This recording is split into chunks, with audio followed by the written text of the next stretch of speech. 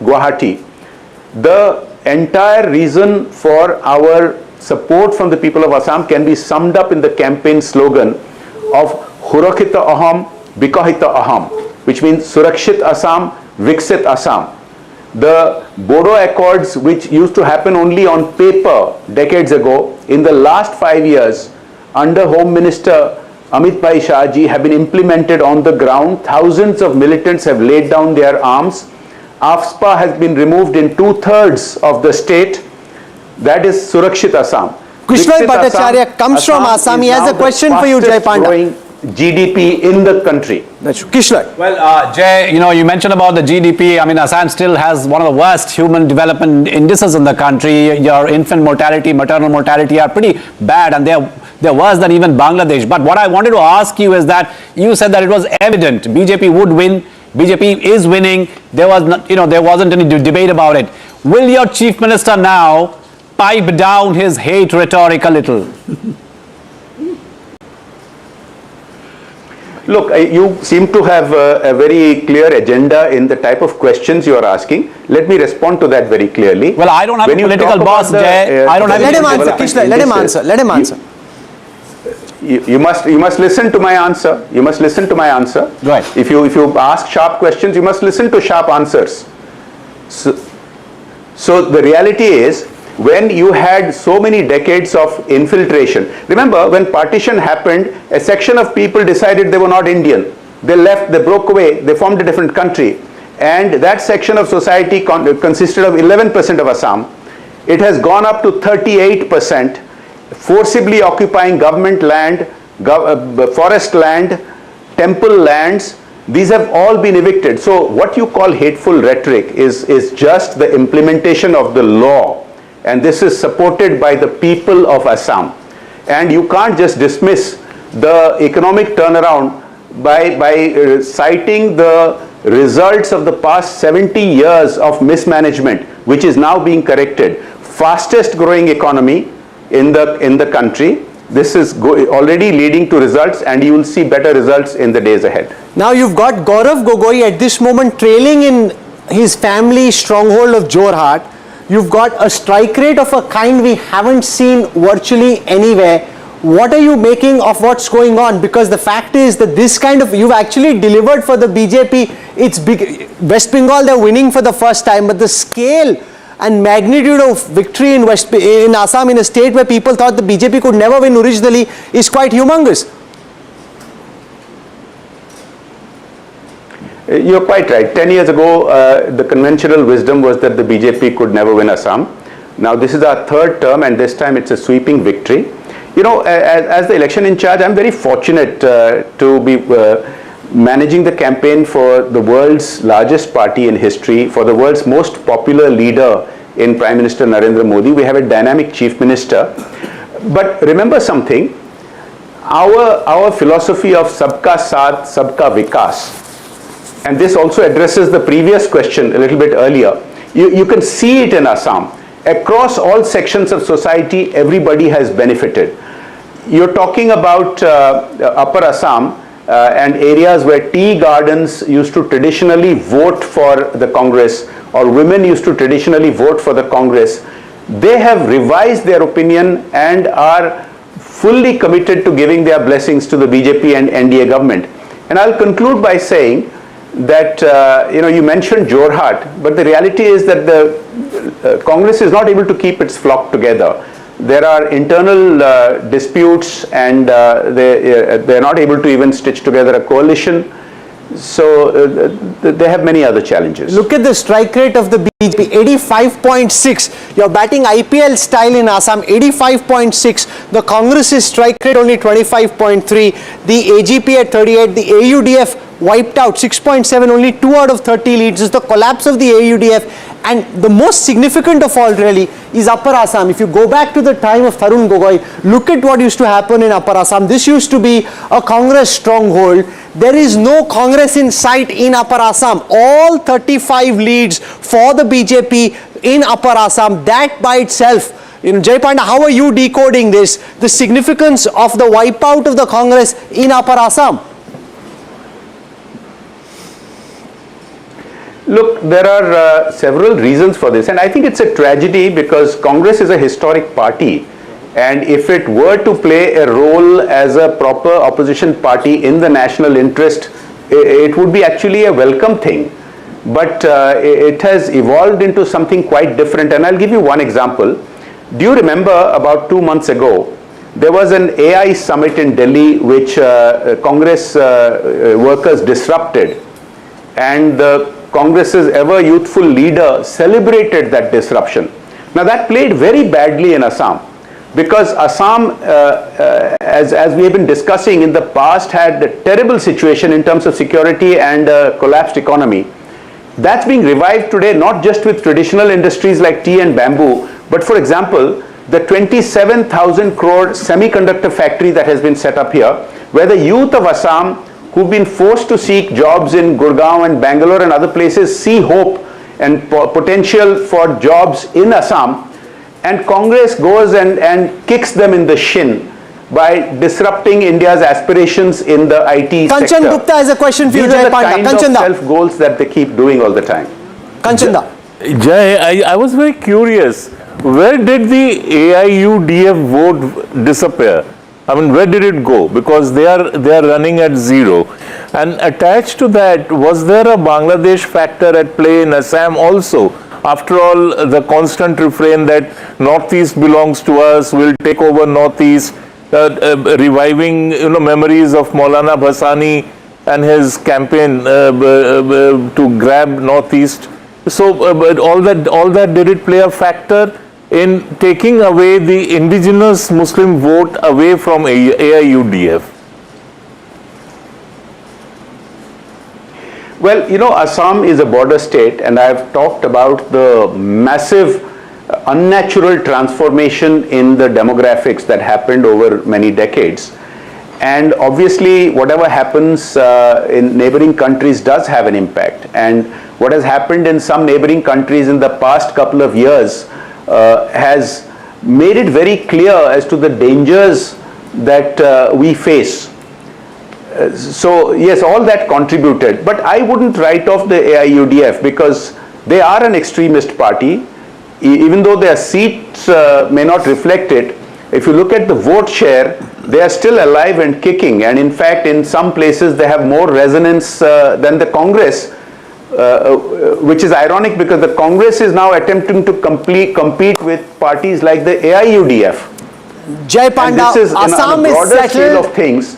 If Make your point, sir. Complete what you're saying. No, I was saying that if you look at how the Congress has evolved, many of its stands today are very, very similar to what the Muslim League used to take in the 1940s. And that is why the AIUDF is not irrelevant, and that is why that battle between them is both a sad as well as a concerning story. Well, of all the states, Assam is the one that's voted and decided most decisively. Jay Panda had an important role to play behind the scenes in making that possible. Congratulations on a comprehensive, convincing victory. Thank you for taking our time and joining us on NDTV. I want to show you now live images from Chennai. The TVK is celebrating. Veera Raghav. 2 points I want to make about Assam. One, the only state that has voted for its incumbent. All the others have voted out the incumbent. And two, the three Gogois who had come together, 3G. Gaurav Gogoi, Lurunjyoti Gogoi, Akhil Gogoi. All three of them are trailing in their seat, and Gaurav Gogoi by a margin of 6,000 votes. Veera Raghav, they're celebrating in Chennai. Celebrating because it seems Vijay could be coming to power. It's almost certain that they're number one party, close to getting to a majority. Vasudha is joining us live. Vasudha, describe to us the celebrations or the preparation for the celebrations that are taking place there. Well, Rahul, a lot of TVK candidates are also very anxious because they're calling me and asking, will the numbers not go down from here? Are you sure we are winning, and we are winning this big? And this is, this is the kind of, there are very few people here because I've seen much, bigger celebrations. Whistle at the coming, and they're saying that only two things worked for them, Vijay and whistle. And they don't understand majority. They're not able to understand. They're not able to, fathom the scale of this. Win. Anna எப்போ வராரு? When is Vijay coming here? அண்ணா வருகைக்காக தான் காத்துட்டு இருக்கோம். கண்டிப்பா வெற்றி கனியை பறிச்சிட்டு கண்டிப்பா தமிழ்நாடு முதல்வரா வர போறாரு. Okay. இது வந்து உங்ககிட்டயே இருக்குமா? You carry this all the time? Yes. So these are எங்க இருந்து, where have you come from? Coimbatore madam.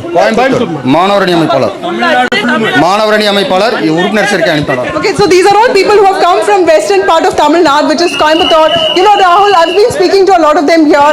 The crowds, crowds have started coming in, and for them the biggest thing is that the DMK has been reduced to, fighting seats very badly, the same seats that it used to hold as its strongholds, especially in the city of Chennai. 16 seats, the TVK is leading in many of them, and that has given them a lot of joy. This is the Panayoor TVK office. It's like a fortress. It used to be the ancestral house of actor Vijay. He lives just 10 minutes from here in Neelankarai. And, 2-3 people did come. They tried opening this office. Nothing has really happened. We are hoping that this party office gets opened and we go there like we go into the BJP and Congress office in Delhi. But yes, there's a lot of Veera caution there. Vasudha It's a not new very party happy with clearly. the They're scale also of devising celebration. ways, She's saying to the scale celebrate. of victory is much bigger than the scale You of just need to have Vijay come out. The moment he comes out, the scale of celebrations will be enormous. But I think it's a historic verdict. Two things. It's Can not he make for a good chief minister? I have no idea. Does he know? I have no idea about him. He's a, Abhinav, but I tell you why this is a historic verdict. And I think in the morning somebody was talking about history, Stalin making history by becoming the only DMK leader to win a second term. He has now lost is trailing in his own seat. His son is trailing in Chennai. So it's not just a defeat for the DMK, it's a body blow for the DMK. It's very interesting that the AIDMK has held its own. And Soumya Anbumani Ramdas is leading in her seat in Dharmapuri. You look at the kind of structure that's emerging as far as Tamil Nadu is concerned. It's clear, Rahul, that there was massive anti-incumbency, and the anti-incumbency... Shankar Iyer, dialogue, sir, dialogue. What is the Vijay dialogue? He is doing phenomenally well. 107 leads at this moment. The mighty DMK down to 49. Shankar is It's not dialogue. I will tell you what Vijay, it's not a dialogue, but this is Vijay. One of the things that Vijay does in a movie when he's fighting was Varra, you wait, I'm coming. I've come, I've arrived. That's what he's done. As he says in the movie yet to be released but widely pirated, which you have seen. I am coming. Yeah, I am coming. I was waiting, I am now coming. Nice. I'm coming. Vasudha is still with us outside the TVK office. Vasudha, there is a sense that the people are still only trickling in because overall it is still sinking in. This in many ways shows the fact that this is a debutant newcomer party, that many of these things are still sinking in. They're still feeling in the dark. They've got this enormous fandom, but they want everything to be settled before they actually open the floodgates.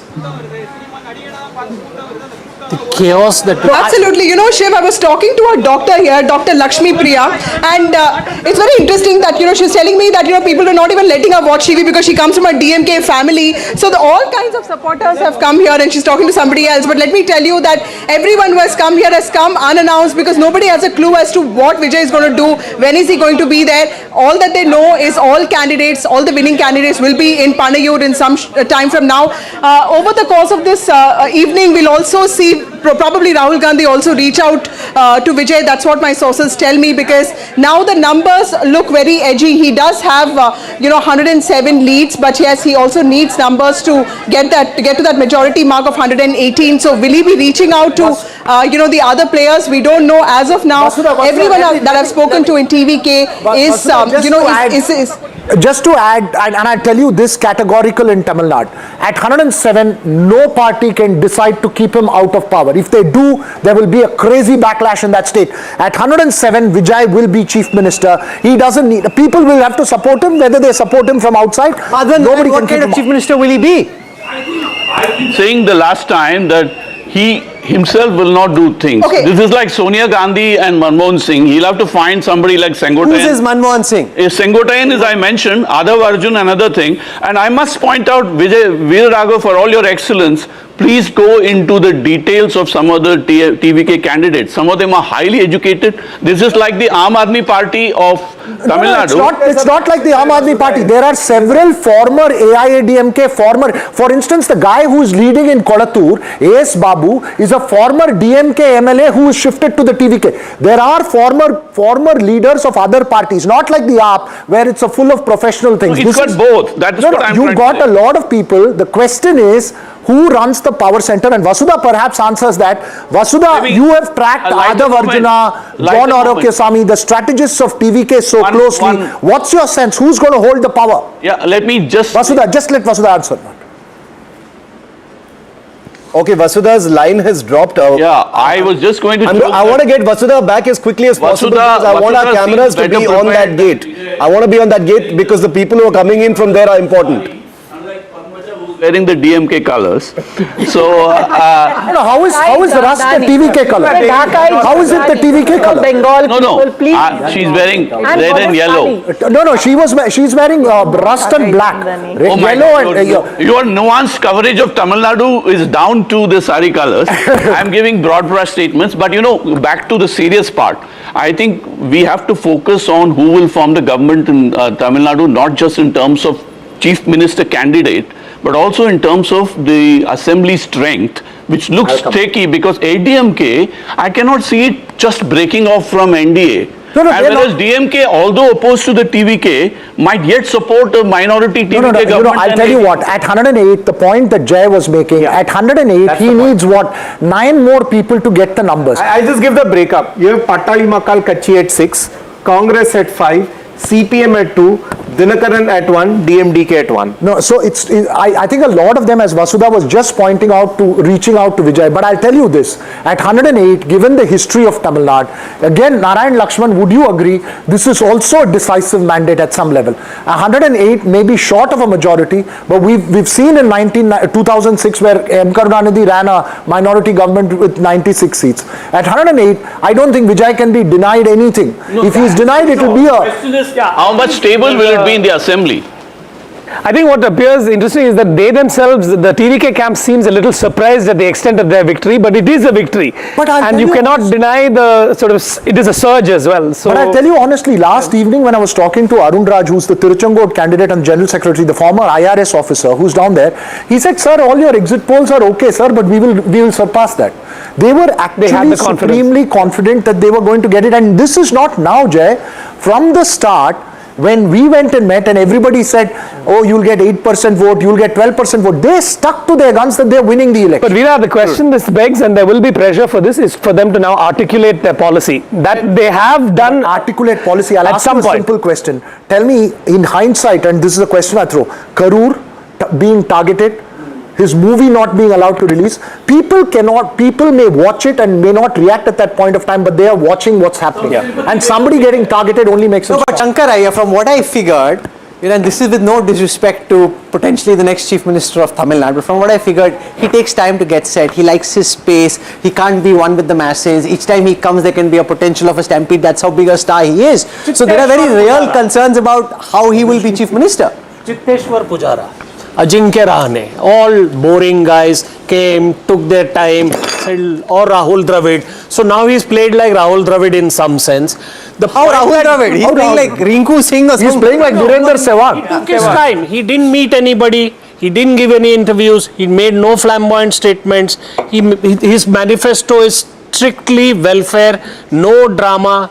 And then he has just gone and engaged people on digital media, on top of his Ratham or whatever, the bus, and he has just been out of sight for most times. Otherwise, all the other parties have gone around. Now, the question about leadership, let me just frame this. This is a question that was asked of Kamaraj, this was a question that was asked of Annadurai, this was a question that was asked of MGR, this was a question that Jayalalitha was the propaganda secretary, they made fun of her. The two Vijay's people house. who back. This is inside Vijay's house. Celebrations that have just come from Vijay's house apparently. These are the two people in this entire panel studio, the three people who've actually met and spoken to Vijay for a long time are Shivarur, Rahul Kanwal and Vasudha Picture up on our screens in just a moment. Rahul, what do you think? What do you think of him as a chief minister? He was... We spent about an hour and a half together, one-on-one with Vijay. It was meant to be a short conversation. and he was basically constantly asking, S.A. Chandrasekhar, what do you Vijay's think father. of the answers, just how do you think it went? He was constantly seeking validation. So this is not somebody who is... On the screens is S.A. Chandrasekhar. The director, he's audience research. No, that's S.A. Chandrasekhar, Vijay's father, who's there on the screens now when it is shown. You know, Shiv, the irony of this election is that the one clip that went most viral was the non-interview. Because it wasn't really an interview. We spent 1.5 hours together. Then the whole crew spent some time with him. Vasudha was there, Shiv was there. So we had a nice chat with him. And that was it. And that, just the fact that we put out the image, spoke a little bit, just like for 3 or 4 minutes, that went viral at an insane level of virality, which also shows, Narayan Lakshman, just how big this was. And the fact that there's a phenomena of this magnitude under your nose, and so many people except Pradeep Gupta failed to pick that up. And just, Narayan, before you say it, just telling our viewers, these are pictures from inside and outside Vijay's house. So I'm just also to add, Shiv, that's I think his father, Chandrasekhar, S.A. Chandrasekhar, and then possibly his cousins or kids, I know who the rest are. Narayan, apologies, just a moment, I'm coming to you. 30 seconds because Vasudha's line is a little tentative. Vasudha is outside. Vasudha, what's going on? It looks like the celebrations are getting louder now.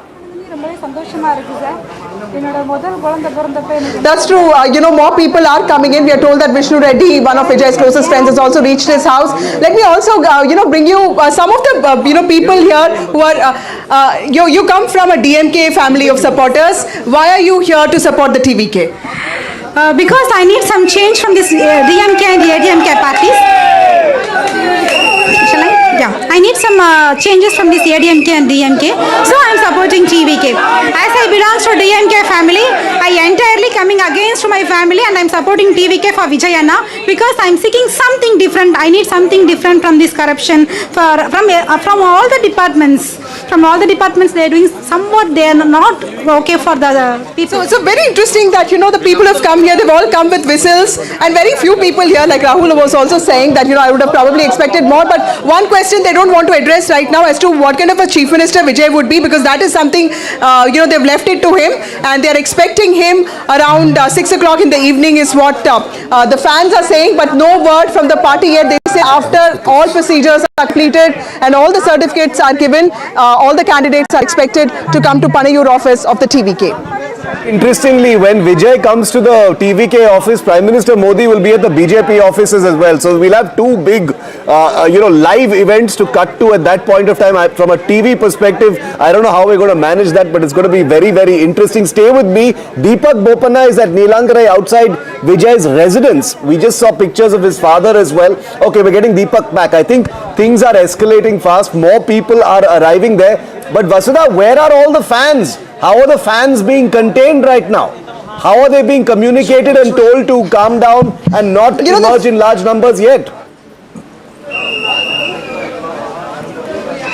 Crowd management is something that's a concern, Shiv, and in fact, when all of the parties did have, meetings with election agents, TVK had 6 to 7 meetings, conferences with virtual warriors. So I think all the fans have been asked to just stay online for today. But yes, the crowd has slowly started, swelling in here. But we're expecting more people to come here by 4 p.m. is what we understand. Vasudha, very briefly, I was asking you this question earlier when your line got cut. You've tracked John Orokyaswamy, the Adav Arjuna very closely, the rest of the TVK. The only TVK leader that I tracked closely was Arun Raj, and I must tell you that he's also leading at Tiruchengood. But I wanted to ask you, what's the sense? Who's going to control the TVK? Because access, nobody knew where to get the access from. The leaders were talking from the top once the permission's through. Who do you think is going to control the thinking process as far as the party which is in power is going to be? 111 we are talking right now. Triple Nelsons for the TVK. Well, Meena, you would also understand that, some of the people who have been with Vijay for a long time have been bang on with respect to numbers, because even when the exit poll numbers came out, they did tell me very clearly that, madam, it is not possible for TVK and DMK both to perform very well. And they also said that PMK is the only party that they felt was still sticking on to its strongholds when it come to youth, they said that the one-year youngsters are not moving to TVK despite our attempts to reach out to them, and that seems to be reflecting in today's results as well. If you look at Vijay's close coterie, it is John Arukesamy, the strategist, you have Adhav Arjuna, you have Vishnu Reddy, and a couple of other people, and then he has his whole films gang as well, including Jagdish and a couple of other people. But Arun Raj is also somebody who's going to be extremely crucial when it comes to governance. He needs to have more people in the organization, because at this point of time, it looks like Sengotian, the former AIDMK leader, seems to be handling most of that work. I have a question though. We are still tantalizingly short of the halfway mark for the TVK, but it is inching closer and closer. Just what, 7 short? We've got Deepak. 6 short. 6 short. So we've got Deepak Bopanna also joining us. I think we should go across to Deepak because he's outside the house of Vijay. Have people started reaching there as well? What are the people saying? What are their expectations? Over to you, Deepak, because now it almost seems like Vijay's party may touch the halfway mark on its own.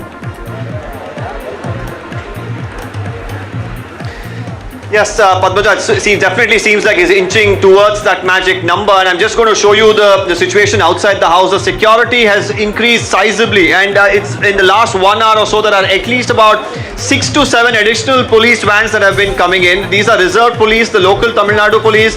There's also the CRPF teams, that is of course the ones who actually give him security. All of them here. Just about 5 minutes ago, Vishnu Reddy, he's said to be one of those close friends of actor Vijay from many years, who's also funded the party, helped him during these election periods, and right now here to congratulate him on this stupendous performance. We're also looking at visuals coming from his residence where family is celebrating. His father is elated. He was earlier in the temple praying for the success of his son, and now it seems like success has come knocking, and there is no stopping the cadre who are going to be here in huge numbers, and that's the reason police presence is so high across this stretch of the road.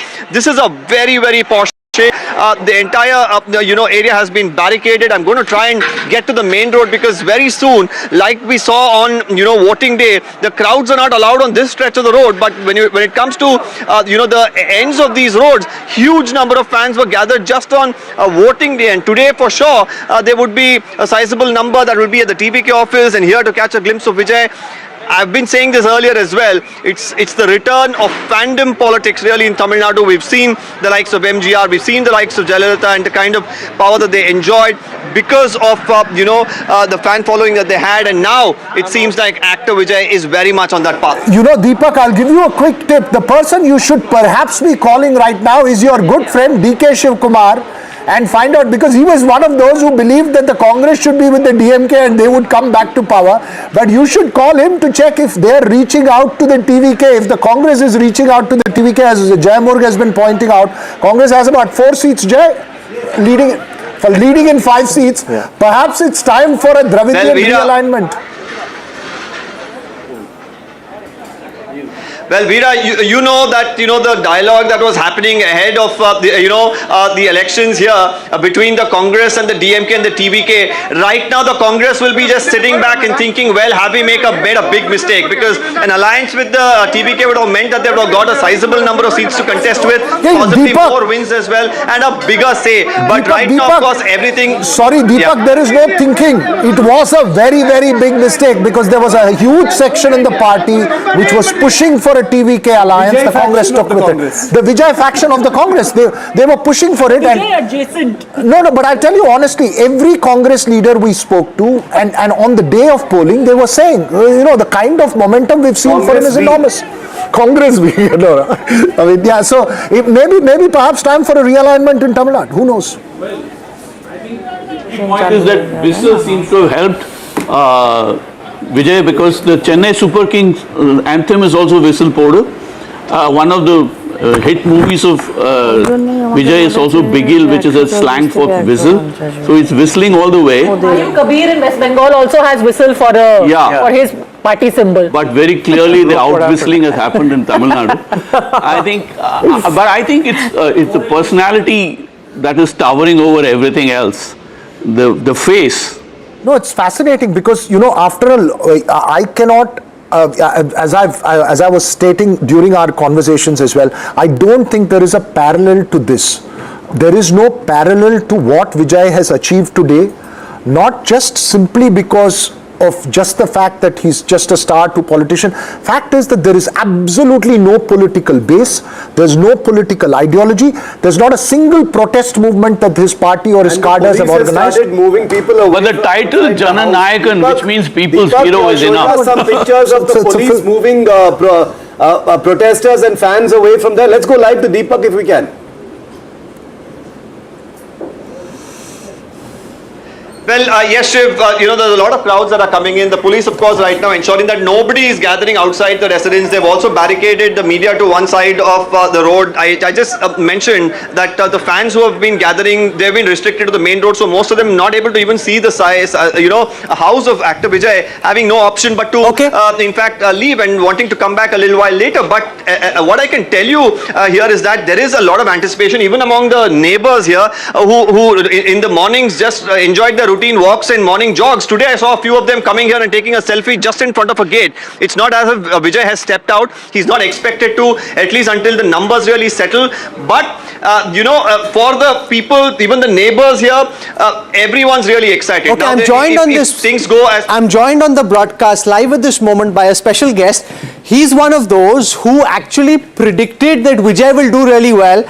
With all the agency he had, Praveen Chakravarti pushed and he pushed and he pushed for the Congress to ally with the TVK and Vijay, and they didn't. They went with their traditional allies, the DMK. Praveen Chakravarti is joining us now, and he's the one person who can tell everyone listening at this time, I told you so. Praveen, can you hear us?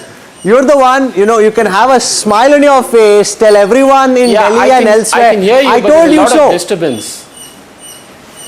Why are you looking so upset? You're the guy who can say, I told you so. No. See, it is okay for all of you who are observers of this to say, to indulge in all these headline victories of I told you so. We have skin in the game. When we lose an opportunity, we suffer the consequences. So this is not an I told you so moment. If anything, I look at it as a salt on the wound moment. It's a salt on the wound because yes, it is no doubt that it is a huge missed opportunity for the Congress party, and I am also very, very clear, which is what I had told the party even internally, that had the Congress aligned with the TVK, we would have won close to a 2/3 majority, The combination of Rahul Gandhi and Vijay would have just swept the whole state. Veera Raghav has a question for you. Veera. Praveen, it may have been a very, very huge missed opportunity. I agree, given the results that's there. You've been speaking about this for a while. I want to know, it may still not be a completely missed opportunity, given that you have possibly 4 or 5 MLAs, and Vijay may be just short of the majority mark. I'm sorry, I can't hear you. What did you say? Praveen, do you believe that it's time for the Congress to immediately reevaluate and offer support to Vijay and form a coalition with him? Because you may have 4 odd MLAs, Vijay may be just short of the 117 mark. I mean, I'm assuming, I couldn't hear you clearly. I'm assuming the question is about a post-poll support. Is that what you're saying? That's right. See, I don't know about the post-poll numbers, and I don't know the way things are going. I mean, for the Chief Minister and the Deputy Chief Minister to either be trailing or be engaged in a very, very close contest with a rank unknown, itself tells you the trend and the wave that is there in Tamil Nadu today. It kind of reminds me, Rahul, since you followed many elections, it reminds me of Punjab 2022. And by the way, this is exactly what I told the party, my party leadership, 4 months ago, because I was involved in the Punjab 2022 in the run-up to it. And I said, I'm seeing a very, very similar trend. People are saying, we need a change. We are tired of the 2 old parties. And this is what I was seeing on the ground. Since you know Vijay well, try and explain to our audience and everybody watching, what kind of a chief minister is he likely to be? What kind of a government is this likely to be? How is this likely to run? This man has been a star, he's used to being directed. Can he be a successful chief minister?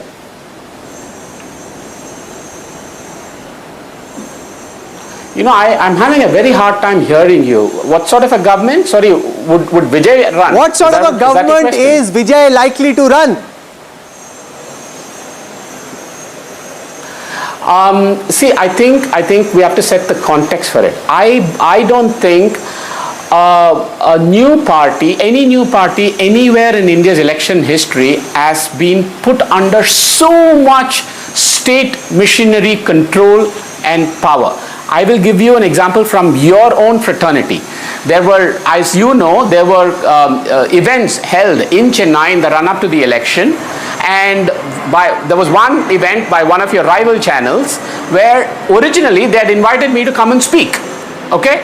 And on the morning of the event, they called me and they told me this, that they received a call from the Chief Minister's office as well as from the Industries Minister saying, you cannot invite Praveen Chakrabarti. This is such a small level of control. This is the level of control. We know what happened. He was not allowed to campaign. He was not allowed to. There was so much pressure on him. His movie was not released. But despite that, Mr. Vijay stuck and said, I am not going to compromise on my idea of secularism. I am not going to compromise on my Dravidian ideology. So I think that very clearly tells you the kind of government that Mr. Vijay... Shiv Arur has a question for you. Shiv. Praveen, if you can hear me clearly, where was the disconnect? You were very convinced, you saw the edge, you saw the wave for Vijay. Where was the disconnect in convincing your leadership that Vijay was the way to go in this election? Because you've been proven right. Like I said, it's not about being proven right, but in one word, if I were to answer your question on where the disconnect was, it was age. Oh. Just as age is the fault line in the Tamil Nadu election, what is it that I was seeing? I was seeing such an astonishing number of youngsters and others saying we want change, we want new. And you know, as people got older and older, about 60 plus, 70 plus, and unfortunately, Congress party is an old party and also a party of very old people. Praveen, give a little bit of inside track onto what really happened with Vijay. Was there an effort from Vijay's side also to communicate with the Congress? Because at one point of time, the buzz was extremely strong that there could be, in fact, there were many in the TVK who believed that the Congress will come over to their side. Just give us a sense of whether the TVK was really eager to fix that alliance, and at what point did it become clear that you guys weren't going together?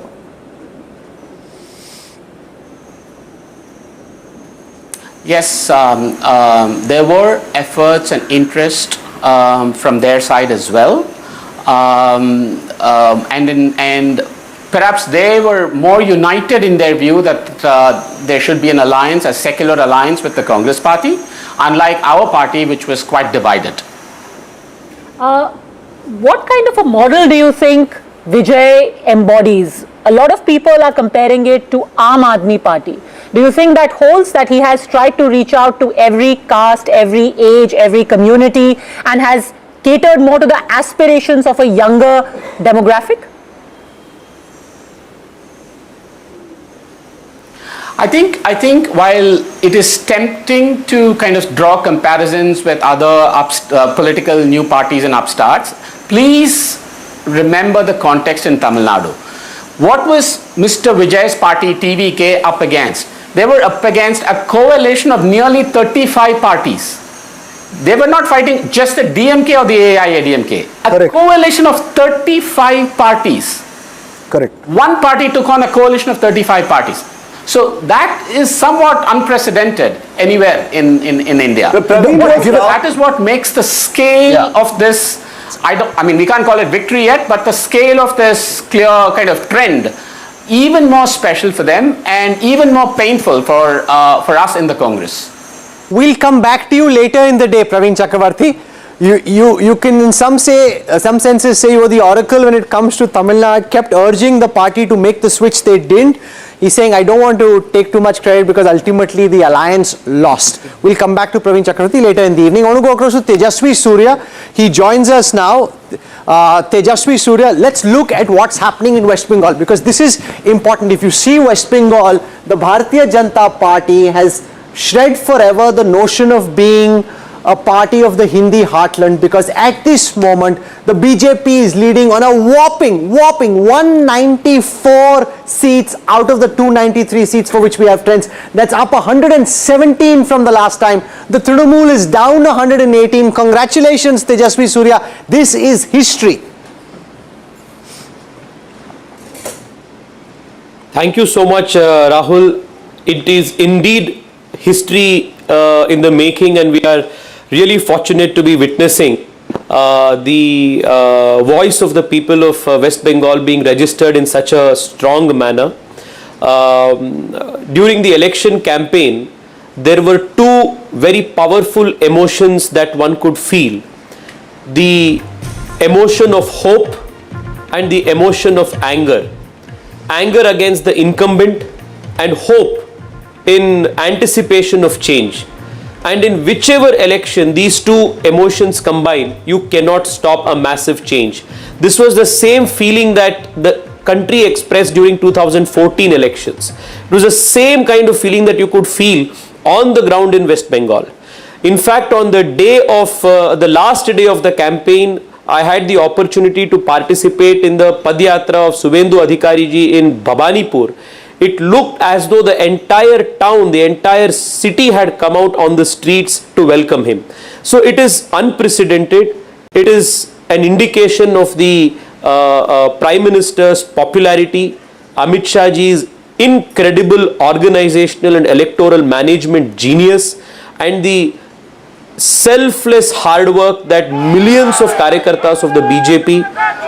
What do you make, since you come from Karnataka, what do you make of this Gen Z or youth revolution in favor of Vijay and the TVK in Tamil Nadu? Well, the DMK was suffering from a very big anti-incumbency.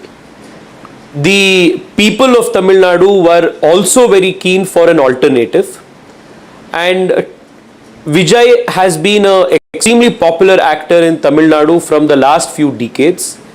His fan clubs showed the potential that they can convert the popularity and the fandom into tangible votes, something that many political observers were skeptical of, and the result is this unprecedented victory where he has given a jolt to the two-party system in Tamil Nadu. Padmaja. It's a massive victory, and one has to acknowledge it. Tejasvi Surya, many congratulations. Padmaja here. You had plenty of candidates who were erstwhile from your Yuva Morcha also in the fray. I see most of them are leading as well. So congratulations on that. What is the single biggest factor? Do you think ultimately it is the consolidation? And I just heard Subhendu Adhikari speak yet again, and he again said that this was about an existential threat to the people of Bengal, and they all united. The Hindus of Bengal united to keep the state and the country safe from this threat. Do you think that struck a chord somewhere? Absolutely, Padmaja, no doubt about it. If you travel to the border districts in West Bengal, the Hindu community across castes, across socio-economic divide, are staring at a very possible, very real demographic shift which has been engineered by the TMC to suit its vote bank politics. And I also, can very clearly tell you that all of these days the Calcutta presidency area, the southwest of West Bengal, which was considered to be a TMC fortress, something that was considered to be impenetrable for the BJP, is where you see the biggest flip happen.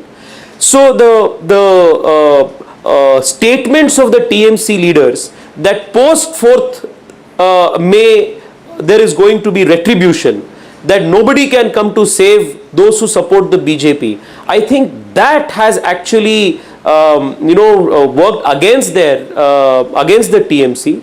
The confidence that the Election Commission and the deployment of the CRPF and the central forces gave to the common voter of West Bengal to actually come out and cast his vote in a very confident manner, in a manner of without fear. I think that has also played. Boria Majumdar has a question for you. Boria.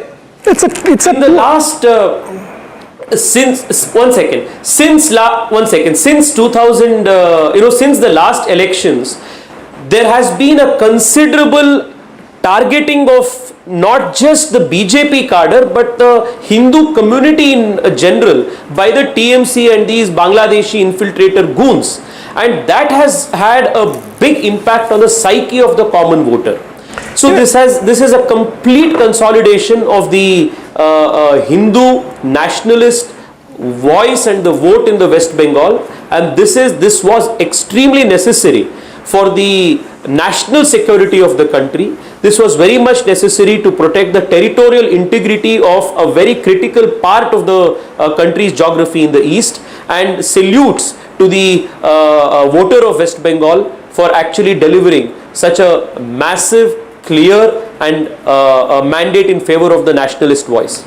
Tejasvi, two-part question. I live in the heart of North Kolkata, absolute heart of North Kolkata, and the rhetoric there for the last couple of years has been, Rajabajar is about 5 minutes, 10 minutes away from where I live, a very bhadralok, upwardly mobile Bengalis, 200 years there, that in Rajabajar you go, it's a different country. Nobody will say anything to them. You know, you as basic as if you don't wear a helmet, the police will not say. No one will talk about this. Do you reckon that the TMC did not see the writing on the wall, that even the Bengali bhadralok or the Bengali middle and upwardly mobile middle class was moving away from them? And secondly, the youth, including women, was moving away from Mamata Banerjee and the party, and that she failed to read that? Absolutely. I mean, when you are in a kind of hubris, then you will be blinded to the reality outside of you, even though it is staring at you right in your face. In the last 15 years, there has been a systematic deindustrialization of West Bengal. The young of West Bengal are forced to migrate hundreds and thousands of kilometers for employment and education opportunities. Come to Bangalore, the city that I come from, and you see lakhs of Bengalis who are now forced to come even for higher education. This was not the case earlier. So the systematic destruction of Bengali industries, systematic destabilization of the education system in Bengal also contributed to the youth getting disillusioned. And just across the border, the people of West Bengal are seeing the kind of treatment the Hindus are being meted out to in Bangladesh. You think this will not have a impact on the psyche of the common voter in West Bengal? When the party in power, the state which is supposed to protect you, is actually engineering a demographic change just because it is going to suit their politics? And this demographic change is not going to come and benefit just a political party. It comes with its own multifarious, multidimensional socio-economic impact. So the infiltrators will take away the jobs, the infiltrators will pose a security to your women, the infiltrators will also pose a security to the social fabric of the society. So all of these have contributed as multiple factors, and I would still say, if you also look at the kind of interviews and statements that the TMC leaders were giving during the campaign, it was full of arrogance, People don't like arrogance, especially by people who are in positions of power.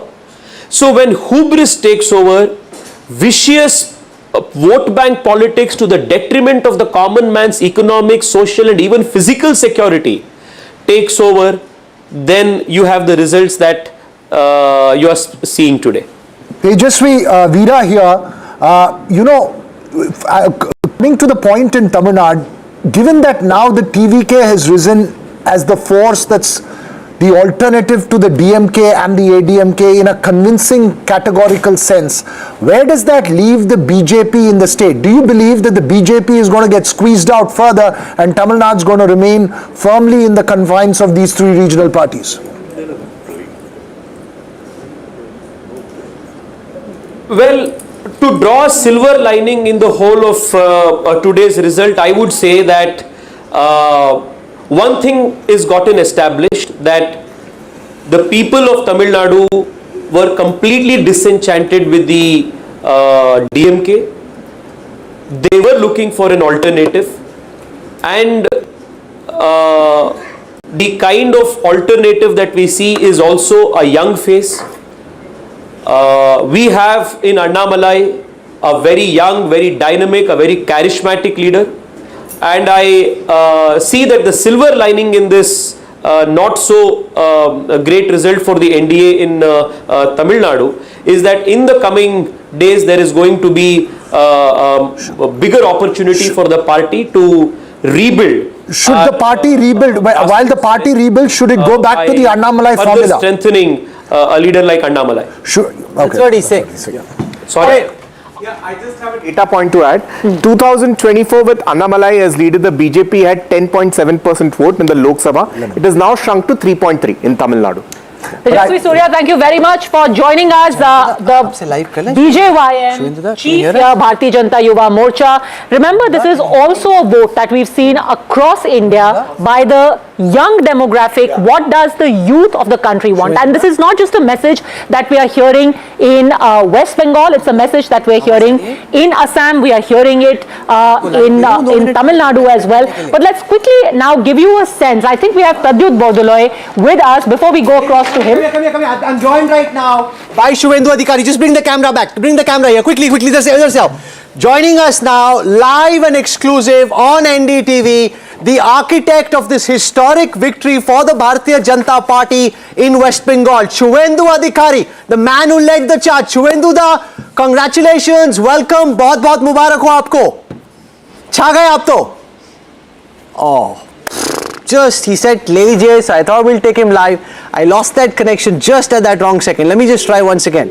I asked him if we could go live. He said, yes, we can. Let's just try once more if we can do that. Shuvendu da, बहुत मुबारक हो. आपने तो क्रांति कर दी ऐसे state में. आप BJP को ले गए जहां इससे पहले बीजेपी कभी जीती नहीं है. देखिए, जनता को बधाई दे रहा हूं. कंप्लीटली मिसरूल के खिलाफ जनता ने वोट किया और पूरा आप हर ईवीएम में देखिए हिंदू कंसोलिडेशन और 7% स्विंग हुआ. इस बार जितना गाली, जितना अत्याचार ममता बनर्जी हिंदू लोग को ऊपर दिया, हिंदू ने मुंह तोड़ जवाब ईवीएम में दे दिया. शुभेंदु दा, आप तो खुश होने चाहिए, ऐसे डांस करना चाहिए, एक्साइटेड होना चाहिए. आप तो इतना सीरियस टाइप का जवाब दे रहे हैं. आपने ऐसा किया जो श्यामा प्रसाद मुखर्जी के टाइम से बीजेपी वाले सोच रहे, ड्रीम कर रहे करने की, लेकिन आज तक कभी हो नहीं पाया. नहीं, हम हर कार्यकर्ता इसमें पार्टिसिपेट किया. हम लोग को जो, मैं तो कुछ मेरा छोटा भूमिका था, लेकिन पूरा कार्यकर्ता, खास करके 300 बीजेपी कार्यकर्ता आपने बलिदान दिया ना, उसका ये जीत उनका इसका है. 300 बीजेपी कार्यकर्ता बलिदान दिया. आपसे जब मुलाकात हुई, आपका जब इंटरव्यू हुआ, आप 170 बोल रहे थे, अभी तो 200 के पास चल रहा है. आपने तो दीदी को एकदम धो डाला. हाँ, धो तो डाला है. तो ये देखिए, यहाँ आध्यात्मिक कैपिटल है देश का, ये कल्चरल कैपिटल है देश का बंगाल. इसको ममता बनर्जी जिस तरीके से खत्म किया, और इसमें जनता का जीत है, मोदी जी का जीत है. मोदी जी ने खुद कैंपेन का लीड किया है, उन्होंने काफी मेहनत किया है. मैं जनता और मोदी जी को आभार प्रकट करता हूं. आप नेक्स्ट चीफ मिनिस्टर हो गए वेस्ट बंगाल के. पार्टी ने बहुत हद तक क्लियर कर दिया. How does it feel to be the chief minister? I am not passing any comment. मेरा पास कोई कम्युनिकेशन नहीं है. मैं अभी पूरा प्रदेश में शांति ठीक रहे. कोई भी टीएमसी जिस तरीके से गुंडागर्दी करता था, जो भी भ्रष्टाचारी है, गुंडा है, वो जेल में जाएगा कानून के अंदर. लेकिन जितना 2021 में पोस्ट पोल वायलेंस हुआ, इस तरीके से कोई काम हम लोग करने नहीं दूंगा. पोल वायलेंस ना हो, उसको कैसे इंश्योर करेंगे? पैरामिलिट्री फोर्सेस वहां रहेंगी. हम लोग का कंट्रोल है यार. आप लोग मान के चलिए ना, मैं इसमें कोई कम्युनल बात नहीं बता रहा हूँ. हिंदू लोग एरोगेंट नहीं होता. ये कंचन गुप्ता हैं, आप जानते हैं उनको? कल्चर में एरोगेंसी नहीं है। कंचन गुप्ता आपको कांग्रेचुलेट करना चाहते हैं और आपसे बात भी करना चाहते हैं। शुभेंदु दा, कंचन दा, let me just bring my laptop across. Suvendu Adhikari, yes, yes. Suvendu বাবু, নমস্কার, নমস্কার। কেমন আছেন? আমি আছি, আমি গণনা মনিটরিং করছি। আমি এমনি কমফোর্টেবল, গোটা 200-র কাছাকাছি সিট যাচ্ছে। আর ভবানীপুরে মুসলিম এলাকা কাউন্ট শেষ হয়ে গেছে, মমতা ব্যানার্জি 11,000 মতো লিড নিয়েছে। এবারে আমি কভার করে নেব, হিন্দু এলাকা বাকি আছে। शुभेंदु बाबू, अभी देखने को जो मिल रहा है कि जितने भी बॉर्डर कॉन्स्टिट्यूएंसीज हैं वहां पर भाजपा इतना शानदार रिजल्ट कर रहा है। इन साउथ 24 परगनास जहां पर पार्टी की कोई जगह नहीं थी, आपने वहां पर कब्जा कर लिया है, डायमंड हार्बर में कर लिया है। इसकी कोर रीजन क्या है, कोर कारण क्या है? इसका एक ही रीजन है, घुसपैठिया। जिस तरीके से डेमोग्राफी चेंज किया, उसका खिलाफ ही वोट हुआ। मैं आपसे एक और सवाल करना चाहता हूं, महिलाओं ने किसको वोट दिया इस बार? देखिए, वोट हिंदू माने मेल फीमेल में नहीं हुआ। अब यहाँ हिंदू कंसोलिडेशन हुआ है, हिंदू महिलाओं बीजेपी को वोट किया। साथ में इस बार आदिवासी वोट काफी मिला हम लोग को। ये पद्मजा जोशी हैं, कैंपेन को बड़े जोरों से कवर किया था, वो आपसे सवाल पूछना चाहती है। Padmaja, I am sorry, this is just live on the fly. Yes Padmaja, go for it. Yes Subhendu da, thank you, thank you, thank you. सब भालो, I am very well sir, I am very well. आपने बहुत धुआंधार प्रचार किया। आपके खुद के क्षेत्र में तो पूरा क्लीन स्वीप हुआ है।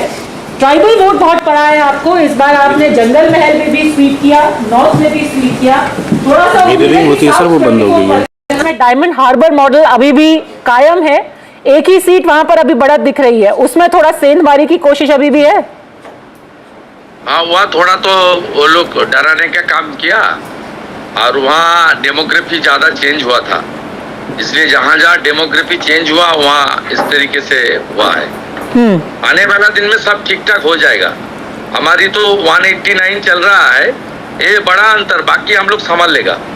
शुभेंदु दा, आपने वहां पे भी अच्छा किया जहां पे बंगाली भद्र लोग थे और लोगों को लग रहा था कि इन एरियाज में आ ही नहीं सकती। कोलकाता के इर्द गिर्द एक बंगाली भद्र लोग जो मान नहीं रहा था बीजेपी जीतेगी। बोरिया मजुमदार हमारे साथ है, वो आपसे बात करना चाहते हैं। यस শুভেন্দু বাবু, প্রথমত কংগ্রাচুলেশনস। দুটো প্রশ্ন। ভালো, হ্যাঁ, আপনাকেও দুটো প্রশ্ন। এক, আগের বারের ইলেকশনের পরে আমরা প্রচুর গন্ডগোল দেখেছি। কলকাতায় 200 বছরের বাস, উত্তর কলকাতা, এটা কিভাবে সাধারণ মানুষকে আপনার মুখ থেকে শুনলে সবাই বলবেন, এটা কিভাবে আটকাবেন? দ্বিতীয়ত, বিজেপি বা আমাদের সনাতনী রাষ্ট্রবাদীদের কালচার এগুলো নয়। আটকানো মানে এখানে হবে না, কিছু হবে না। ওই ধরনের ভায়োলেন্ট করতে পারে জামাতি মাইন্ডসেটের লোকজন। আমরা যারা রাষ্ট্রভক্ত লোকজন আছি এবং সনাতন কালচার মানি, গীতাকে মানি, আমরা এইসব কালচারে নেই। আমরা যেটুকু যদি ছোটখাটো কিছু ঘটে, আমি এবং আমার প্রদেশ অধ্যক্ষ সভাপতি আমরা দুজন সামলে নেব। দ্বিতীয়ত আমরা যেটা দেখি,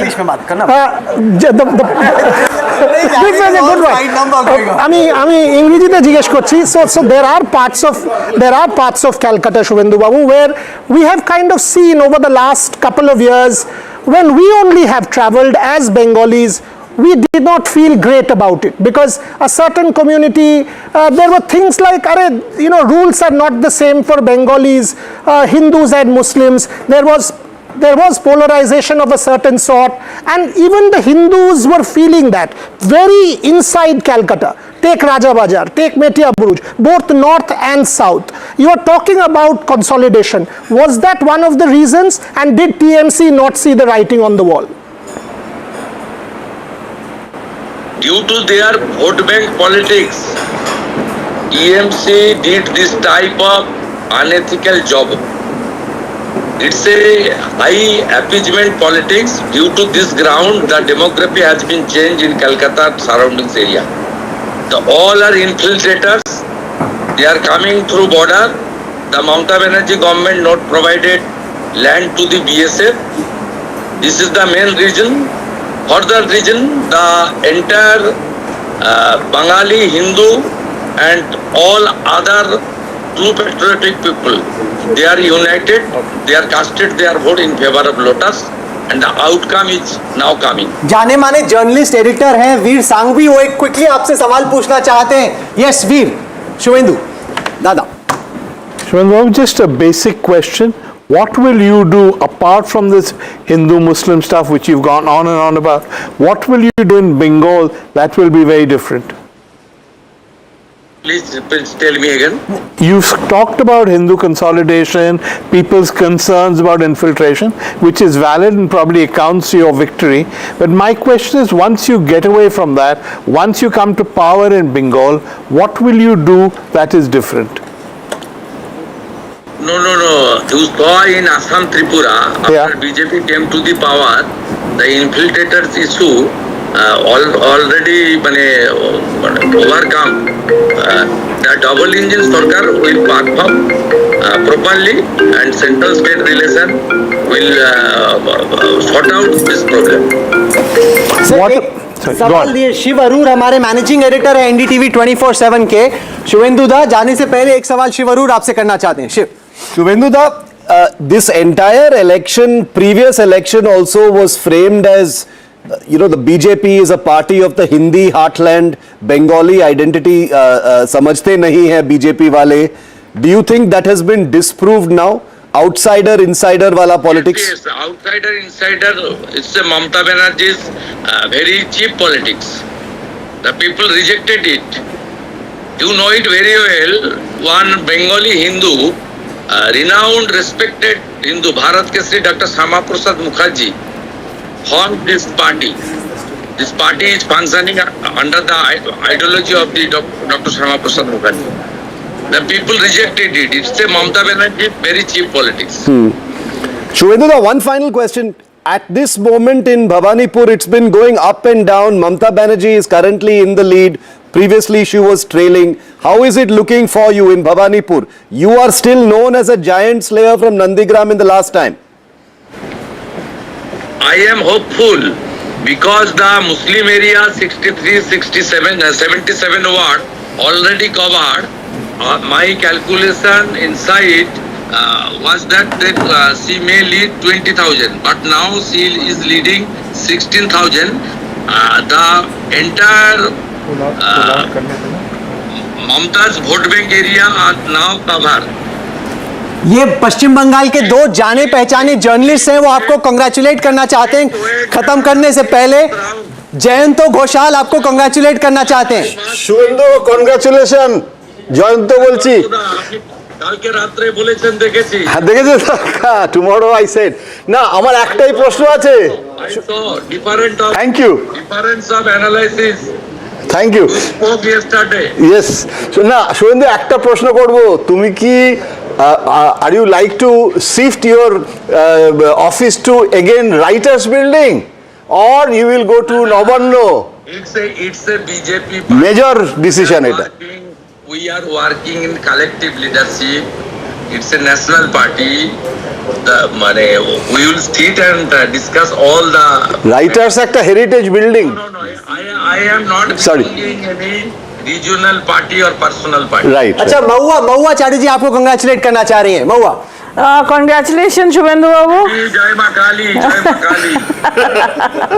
আপনাকে একটাই প্রশ্ন করছি, অনেকে অনেক প্রশ্ন করেছে. I would like to ask you that since you were the one who defeated Mamata Banerjee in Nandigram last time, and if the final results in Bhawanipur are such that you defeat her in Bhawanipur, you should be the undoubted leader and the chief ministerial candidate. No, I am not passing this sensitive question.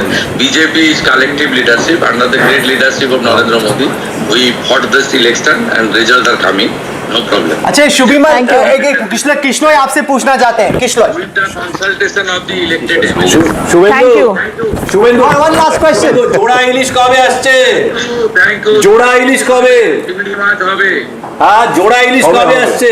Okay, we'll leave it there. I really don't want to drag my luck on this. I don't want to drag my luck on this, but that's the. अच्छा शुभेंदु दा मनोज्ञा लोईवाल आ रही है, वो आपसे बहुत कीन है पूछने के लिए, आप जाइए मत, 1 मिनट रुकिए। वो काफी देर से आपके कैंपेन को ट्रैक कर रही है, भागते हुए आ रही है, हमारे हिंदी स्टूडियो से दौड़ते हुए आ रही, कह रही मुझे भी बात करनी है, मुझे भी बात करनी है। मनोज्ञा लोईवाल, शुभेंदु अधिकारी। दादा नमस्कार। गिरा मत देना मेरे लैपटॉप को। Go on. কালকে বলেছিলেন 190 প্লাস হবে। अच्छा आपको मैं आपका राहुल एक बड़ी Go on. कल हमारी जो बात हुई थी तो आपने कहा था कि जो आंकड़े हैं वही रहेंगे। क्या मैं भावी मुख्यमंत्री से बात कर रही हूँ शुभेंदु? वो नहीं, सवाल का जवाब नहीं दे रहे, और कुछ पूछो। और कुछ पूछो तो मुझे ये बताइए आज की खाबेन झालमुड़ी ना माछेर झोल? How will you celebrate? all jhalmuri माछेर झोल with rasgulla.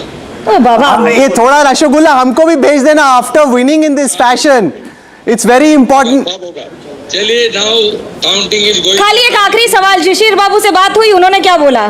Shishir babu is his father. My father is always blessed me. ठीक है, ऑल द बेस्ट दादा, शाम को फिर बात होगी। Thank you very much and many congratulations. Shubhendu Adhikari joining us there live and exclusive on NDTV Shiv. This is probably the first time I've done a live quite of this kind, but I'm glad it worked out. That's a Seeing something like this yeah, as well on I'm glad it worked out. The great thing is he's finally looking happy and relaxed through this entire campaign. Wherever he went, you had the Trinamool Congress cadre shouting Jai Bangla, Chor Chor at him, and you always saw him very aggressive, very angry. Shubhendu da when he's cheerful. Yeah, this was him relaxed. So you should have seen the campaign. What did you make, Veer, of that conversation and the posturing from potentially the next Chief Minister of West Bengal? Being careful because others have suffered for sort of displaying ambition, so he's rightfully justifiably careful. He was being very careful. He didn't want to outline a plan of action or whatever, because given the BJP, they may produce somebody you've never heard of and make him Chief Minister. No, but not in West Bengal. That's I don't think so. It's such a big victory. You need to have a face. The face has been Shubhendu Adhikari. I would agree with that, but I also think he was being cautious and he was still concentrating on the election. But what's clear is how much he saw it in Hindu-Muslim terms. For him, that was the victory. That there was Hindu consolidation, anger about infiltrators, anger about what he would see as appeasement, and that settled it. Kanchan Gupta, what kind of Chief Minister is he likely to be? If he were to become the Chief Minister, finally, I think she will come up with a very packed program, and a lot of it will also be directed at showing immediate and early results. So I think he made that point when he said that Tripura and Assam have done stuff and I am also going to do it. Look, West Bengal is way more better placed than either Assam or Tripura or Bihar by way of access to resources, access to talent, access to educational institutions, even if they are in a bad state today. So, and it has a huge educated middle class. So reviving West Bengal, getting it going, and also don't forget West Bengal's own history. You from engineers to chemists to doctors. I mean, it had a plethora of achievers. Till it all started. Okay, I'm joined to talk about the opposition as it picks up the pieces in West Bengal and elsewhere. Yogendra Yadav joins us. Well-known political analyst, speaking very clearly in his capacity as a political analyst, not as a psephologist, he insists. Yogendra ji, welcome. At this moment, I want to run across to the Datafy dashboard, which shows the BJP across West Bengal leading in a way that has been happening in the state since 1977, winning decisively. 193 leads for the BJP, the mighty Trinamool down to 97. What's the message in your view the voters of West Bengal have sent this morning? One small correction, Rahul. I keep insisting that I'm not a political analyst or, of course, a psephologist. I'm a political activist. You may believe it, you may not believe it. I'm a political activist and I speak in that capacity. Yes, it is certainly a very major reversal of the trends that we have seen in West Bengal so far. What is the message that we get? Normally, elections are seen to be messages of popularity, as we have seen in the case of Tamil Nadu, as is broadly the case in Assam, though not quite so. In the case of West Bengal, the massive difference that we see right now is based on about 2 to 3% difference in vote. I could be mistaken, but I've been tracking various channels to see what is the difference in vote share. It's anything between 2 to 3%. So BJP enjoys either 2 or 3% lead in terms of vote share. It's an important figure to remember. I'll just come back to that. There are 4 elements that go into the making of this historic victory. First, of course, is TMC.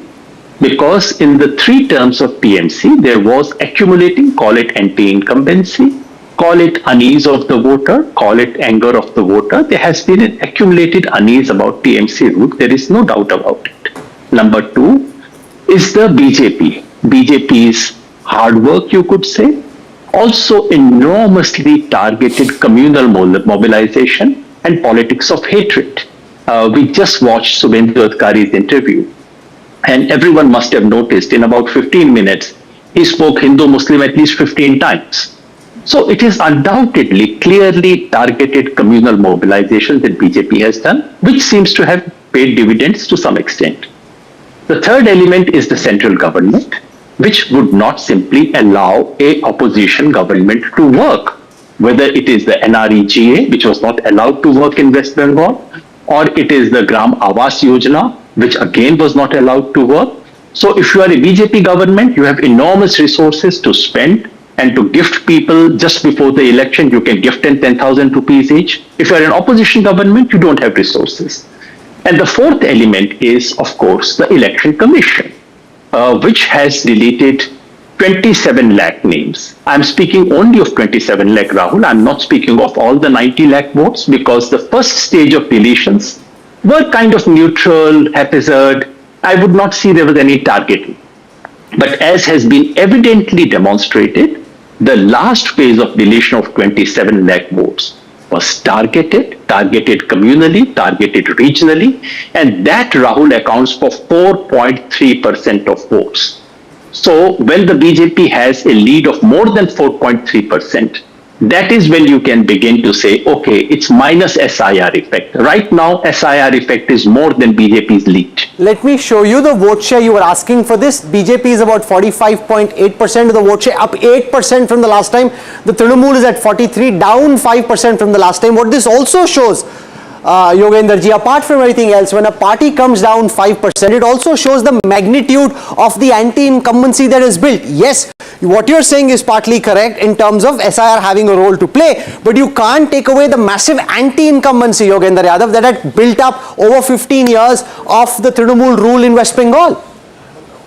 Rahul, you probably didn't get to hear what I was saying. In fact, I began by talking about it. I said element number 1 is unease, anger about a government which has been there for the last 15 years. So there is an accumulated anti-incumbency, but anti-incumbency is a bit of a euphemism. I think we should call it disappointment of people, anger of people. It has, of course, has played a role to play. But are we looking at one of those clean cases? For example, Tamil Nadu is a clean case. Anti-incumbency, anger with the sitting government, people are looking for an alternative, they vote that alternative. That's straightforward. In Assam, the existing government manages to retain popular support, although they are supported by artificial intervention of the delimitation. But delimitation effect and manipulation through delimitation can account for at the most 10 seats, more than that. So in Assam, BJP wins on the basis of popular support. My question is that in West Bengal, is it only popular support or anti-incumbency? You would have noticed, no doubt, Rahul, as a journalist, how many times Subhendu Adhikari spoke about Hindu-Muslim. You asked him about past Hindu-Muslim. You asked him about future plans, Hindu-Muslim. You asked him about his constituency, Hindu-Muslim. And the kind of advertisements that BJP issued in Bengal and in Assam, tell me, Rahul, in which country in the world can you allow something like that to happen? Okay. If that is not Jai Mrug has a question for you. Mobilization, what else is it? Okay, Jai Mrug. Professor Yadav, we've learned a lot from you, hold you in high regard. There is a data set which I'm looking at, and I would like to share that with you. The best performance of the BJP in terms of strike rates, okay, has been in the Burdwan region, 41 on 54 seats, Jalpaiguri 25 on 27, Medinipur region 49 on 56. These were below the state average in terms of SIR deletions. So are we denying BJP a fair credit that it actually gained in the state?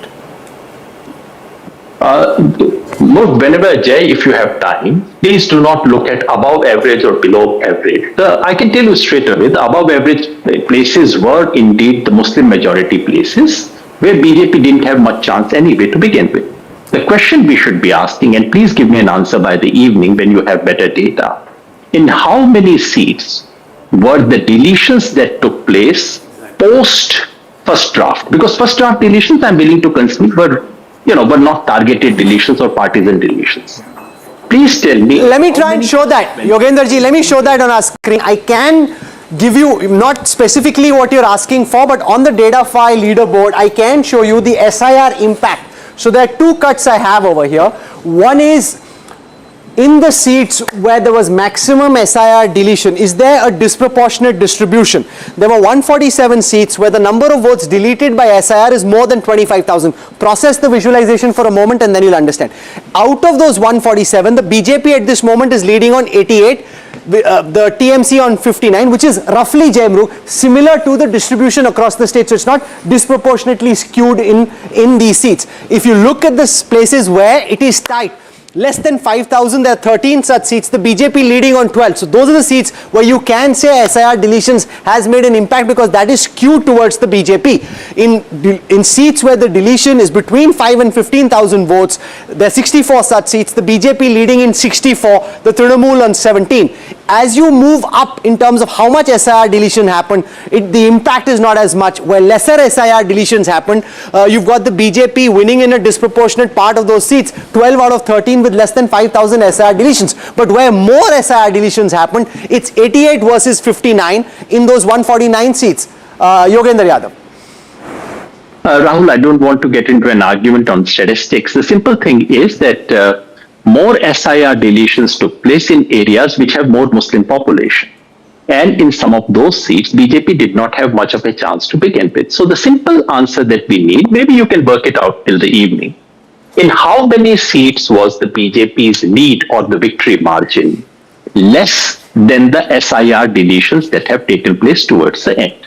We'll get an answer of that, and that would be significant. I'm not saying that is the only element, but right now, the elements other than popularity, that's my only argument. We are looking at a situation where popularity element is of course there, unpopularity of TMC of course is there.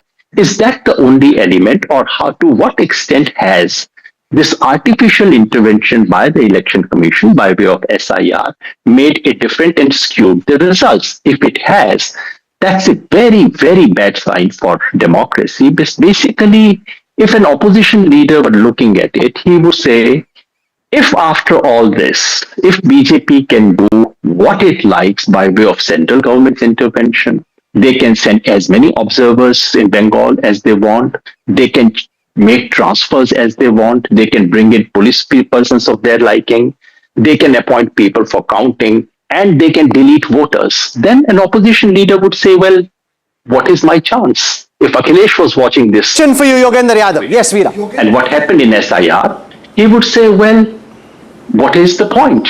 This is a question many opposition leaders would begin to ask. Yogendra Yadav, Veera Raghav here, sir. The fact that on the one hand we speak about this election commission SIR narrative, on the other hand, a young star with absolutely no infrastructure is able to take the might of two established Dravidian parties, including one in an alliance with the NDA, and is able to prove that you can win an election irrespective of what the circumstances are. What's the big takeaway then? I mean, we constantly talk about the election process, but there is somebody who's proven that despite every element of unfairness, you can still sweep an election. We should not at all begin to compare West Bengal with Tamil Nadu, because the Tamil Nadu SIR deletions were only phase 1 deletion. In phase 2, actually the number of deletions came down. I would invite you to look at the figures. West Bengal is the only state in the country where after the draft SIR rolls were released, additional deletions have taken place. This has not happened anywhere. This did not happen in Tamil Nadu. Tamil Nadu did not see the kind of intervention of central government. Yes, it had a very partisan governor, who created all kinds of problems. But other than that, during the election process, we did not see the election commission playing the kind of role that it has played in Bengal. Having said it, of course, it goes without saying that we are looking at it in Tamil Nadu. The historic transformation in Tamil Nadu is something which is brought in by a popularity wave of a kind that Tamil Nadu has seen in the past. It reminds you of Annadurai, it reminds you of MGR. It's those kinds of waves. And in democracy, these things happen. Ruling parties are kicked out, which is perfectly normal. So I would not say that in Tamil Nadu, Vijay won despite the election commission. No, election commission was a non-factor, as it should be in any democracy. I would not say that in Kerala, Congress won despite the election commission. The election commission was kind of a non-factor. In Assam, yes, BJP benefited from election commission because of delimitation, but that was a very small element in the BJP's victory in Assam. In the case of Bengal, it is a decisive factor there. That's the only point I'm making. Okay, we leave it there. We hope to come back to you in a short while from now. Thank you very much, Yogendra Yadav, for joining us. History in West Bengal, 189 leads for the BJP, the TMC down to 100. Ajay Alok joins us. I remember meeting him in West Bengal, in Kolkata during the campaign. You were confident then. You must be in a jubilatory mood at the moment, Ajay Alok. Congratulations. Well, I'll take your congratulations after 2 hours, Rahul, because now the tsunami is folding. And when the tsunami goes back, it takes back everything. Right now, what you're seeing, a 189, I won't be surprised if we cross 200. Because this is the thumping, astounding assurance from the people of Bengal what we have gained. This was the election for people of Bengal, not for us. Of course, it's very emotional election for us because we were born out of Bengal. Shyama Prasad Mukherjee was from Bengal. In 1952 elections, we got 4 seats from Bengal. So this is where the seed of BJP comes from. And we were out of power in Bengal for the last 75 years. So it's a very emotional moment for us. And we would like to dedicate this victory to Shyama Prasad Mukherjee. Ajay Alok, just stay with me. I want to cut back to Tamil Nadu for just a moment, where there are images coming in of Vijay's family blowing the whistle. Pictures, viral pictures right now. Let's just go full frame to those.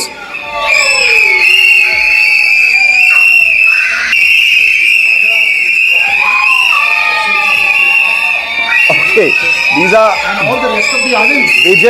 Vijay's parents. Lots of young relatives there, aunts and uncles, I'm guessing, and nephews and nieces, blowing the whistle at his residence in Chennai. Incredible image that's just been put out at this point of time. You can imagine what this is doing, what kind of circuit this is doing on social media already. It's the latest image. I'm going to try and get our reporters in. They're standing, just about 50 meters outside the residence. They're probably going to be able to hear the whistles as well. Let's see if Deepak is live with us. Is Deepak live with us outside? Okay, we're going to try and get Deepak live with us as quickly as possible. Also, Vasudha in right now. Vijay has not made an appearance just yet. There is no balcony. When Rahul Vasudha visited, there was no balcony from where Vijay could come and perhaps wave at the people outside. It's also very difficult to get to his house, Shiv. It's a big driveway. Huge amount of security, very tony. I mean, of course, he'll move out from there. You know, in the older days, between, especially 91, 96 and then 2000, it was impossible to get close to Jayalalitha's house. Whatever it may be, the DMK was not revolving around one star, so it was easier to get access to M. Karunanidhi. You can go put the mic on. This is going to be fascinating for journalists now to look at 5 years of Vijay in power. I want to see, because you remember during Jayalalitha's time, she would come out of the secretariat, you'd stand on the crowd and say, Madam, Madam, Madam. If she decides to come and talk, she'd come and talk. Otherwise, no. There was no this one there and chosen interview. So it'll be very interesting, Vijay. How it's going to be for journalists and people out there in terms of when he's going to get into the secretariat. And I'm really thinking of bureaucrats and IPS officers. Let's not forget, this state, 6 decades, has only lived between these two parties. So they knew who was going to come to power. So it's going to be fascinating. Since we have his family on screen right now, the fact that we've spoken a number of factors because of which Vijay got the sympathy of people. One issue, perhaps also the kind of scrutiny that his personal life was put under. Remember, a couple of unsavory statements that were made about his personal life, a court case that suddenly appeared in the headlines. But he was pretty upfront about it. No, he was unapologetic. Padmaja, he was not spared anything. After the Karur tragedy, he was taken on by the DMK severely. And if anything, people think of you as an underdog, and when you drag in a personal angle, then the Janta just thinks that it's not just about that, right? Tell me. No, I don't think there was a sympathy wave. I think there's an age wave. His popularity and anti-incumbency is what is there. But, in a state like Tamil Nadu, you do not, he was seen as victimized and targeted. Every person we spoke to, every person I spoke to said, sir, romba torture pandranga. They were speaking that way. What's interesting also is that this means that he's like, in a bit like Trump and Modi, he's an outsider to the elite town, and he's bringing his own networks. You said about bureaucrats. Everyone's going to have a bit of a shake-up, and it's going to be a new way of working from day one. I know, and that's going to change things up. I just hope it's a sort of a smooth way, because this is a reasonably better administered state. I hope absolutely. It's sort of, I don't know what it means in terms of such a tectonic change. When somebody who has never been in power, had the experience in politics as the CM, you have your strategists and politicians. One is to win an election, the other is to run a government. May I say something on Tamil Nadu? Just one line. Just an observation. I think there was a vacuum in Tamil between DMK and AIDMK basically, and since Jayalalitha is passing away, that vacuum probably has now getting filled in, because the other one, DMK, had a succession and Stalin took over, but in AIDMK it kind of broke away. So I think, that's the vacuum and the boredom that came from, the young people. So maybe that's the space that Vijay has taken up. You're right. I have one more thought. I feel that in a sense, Vijay has actually broken apart the original Dravidian model of 50 years that is held. Not that those values are going away, but in a sense, the space is opened up more for others to Stay with me. I want to go across now, live and exclusive on NDTV, to one of the key architects of the Bharatiya Janata Party's victory in the state of West Bengal. The man who was trooped on the ground making this happen. He made Haryana happen. Remember, in Haryana, where everybody thought it's impossible, Dharmendra Pradhan said, I will deliver Haryana for the party. He's been one of the key people delivering and working on the ground in West Bengal. He joins us now. Dharmendra ji, बहुत बहुत स्वागत। छा गए आपने तो ऐसी जगह पे बीजेपी को जिता दिया जहां पहले माना जाता था कि जीतना असंभव है। देखिए, 100 साल की बंगाल की जनता की आकांक्षा का पूर्ति हो रही है। मैं सबसे पहले बंगाल की जनता को नतमस्तक होकर आभार प्रकट करता हूं। बंगाल की जनता ने भारतीय जनता पार्टी के ऊपर, प्रधानमंत्री श्री नरेंद्र मोदी जी की सारे बातों पे भरोसा किया। एक ऐतिहासिक विजय है, देश का विजय है। इसकी एक लंबे समय की इम्पैक्ट रहेगा देश की राजनीति में। मैं फिर एक बार बंगाल की इस जनता की इस महत्वपूर्ण निर्णय को आदर करता हूं, सम्मान करता हूं। सर, आपने हरियाणा में एकदम जैसे क्रिकेट में कहते हैं ना, आप ट्रेल कर रहे थे, वहां से जिताया। यहाँ पे भी जितने ज्यादातर बंगाली भद्र लोग हैं या पंडित से, उनको लग रहा था कि कुछ भी हो जाए, बीजेपी का पश्चिम बंगाल में जीतना ऑलमोस्ट इम्पॉसिबल है। आपने इस इम्पॉसिबल को पॉसिबल कैसे बनाया? ये बंगाल की जनता ने टीएमसी की कुशासन के खिलाफ मत दिया है। घुसपैठियों के ऊपर उनकी जो विशेष प्रेम था उसके ऊपर वोट दिया है। वहां की नौजवानों की चाकरी नहीं था, जॉब नहीं था, इसके ऊपर वोट दिया है। विशेष करके बंगाल की महिलाओं के ऊपर एक जो अत्याचार की एक अनगिनत कथा आई थी, वो संदेश खाली हो या आरजी कर हो, जिस अहंकार से टीएमसी की नेतृत्व उस घटनाओं को हैंडल किया था। जिस घटना से मैं शिक्षा विभाग से जुड़ा हूं, बंगाल में शिक्षकों की नौकरी बिक्री हुई थी, मंत्रियों के घर में नोटों की पहाड़ बरामद हुई थी। ये सारे अत्याचार के खिलाफ जनता की, जो बंगाल की जनता जो एक सोची समझी मत दिया है, ये उनको सारे श्रेय दिया जाते हैं। सारे विषय जो भी बंगाल में काम कर रहा था उसको ध्यान में आ गया था। बंगाल बहुत बड़ी परिवर्तन की ओर बढ़ रही है। ये मेरी कुलीग है मनोज्ञा लोईवाल, बहुत वक्त तक आपका कैंपेन कवर कर रही थी, वो आपसे सवाल करना चाहती। मनोज्ञा, नमस्ते दादा। आज जय जगन्नाथ कहेंगे कि जय माँ काली? मेरा तो सबसे पहला सवाल यही है। जय जगन्नाथ, जय माँ काली दोनों ही कहूंगा, जय बंगाल कहूंगा। मिदनापुर में, नंदीग्राम में आपने बहुत कैंपेन किया, 2021 में भी आपकी बड़ी भूमिका थी और इस बार भी, तो what do we expect? Is it the credit goes to you for monitoring it completely again in Nandigram this time? नहीं, मैंने, आप जानते हो सारी क्रेडिट बंगाल की जनता की है, भारतीय जनता पार्टी के असंख्य कार्यकर्ताओं की है और हमारी सर्वोच्च नेता माननीय प्रधानमंत्री नरेंद्र मोदी जी के ऊपर बंगाल की जनता की, देश की जनता की भरोसा ही इस नतीजा का परिणाम है। What is Chief Minister? What is Dharmendra Pradhan's message to Chief Minister Mamata Banerjee today? अहंकार की पराजय हुई, कुशासन की पराजय हुई, महिलाओं की साफ उन पे लग गई, गरीबों की, युवाओं की, किसानों की साफ उनके ऊपर लग गई। ये मेरी कुलीग हैं पद्मजा जोशी, वो आपसे सवाल करना चाहती हैं। Dharmendra ji, good afternoon, many congratulations. आपके एक धारणा थी कि एक अभेद्य किला है तृणमूल कांग्रेस का, वो तो आप उसके पार हो ही नहीं सकते। सबसे ज्यादा आपकी जो लीड्स आई हैं वो आई हैं मालदा मुर्शिदाबाद वाले एरिया में, साउथ 24 परगनास में, और आयरॉनिकली जिस डायमंड हार्बर मॉडल की बात की जा रही थी, that I challenge the union of India to try and take on the Diamond Harbour model, उस डायमंड हार्बर की सीट पर अभी तक बीजेपी लीड कर रही है। क्या लगता है आपको इस पूरे उसका संदेश क्या है? और मोर स्पेसिफिकली जो मुस्लिम डोमिनेटेड एरियाज में बीजेपी को लीड कैसे मिली? क्या आपने वोट स्प्लिट किया? पद्मजा जी, रावण की भी अहंकार नहीं रही थी, ये तो सामान्य मनुष्य थे, ये खुद को भगवान मान बैठे थे, खुद को महान मान बैठे थे। बंगाल की जनता ने चुन चुन के, ये तो रिगिंग से वोट जीतते थे, भय दिखा के वोट जीतते थे, निष्पक्षता नहीं होती थी। मैं भारत की चुनाव आयोग को कोटि कोटि प्रणाम करता हूं, उन्होंने जिस ढंग से निष्पक्ष चुनाव करवाया, इसी के नतीजा है। धर्मेंद्र जी, एक सवाल मैं आपसे पूछना चाहती हूँ, क्योंकि हमने जब पानीहाटी एरिया में गए थे, हिंगालगंज जैसे में गए थे, वहां पर और कोलकाता में भी जब आरजी कौर का नाम सुन के कुछ महिलाएं जस्ट स्पॉन्टेनियसली जिस तरीके का उनका रिएक्शन होता था, आप आज प्रदेश की महिलाओं को खास तौर पर क्या कहेंगे जो वेस्ट बंगाल की महिलाएं? ये मातृशक्ति की विजय है। बंगाल की महिला मां साक्षात दुर्गा के रूप में, काली के रूप में अन्याय अत्याचार को संहार किया है।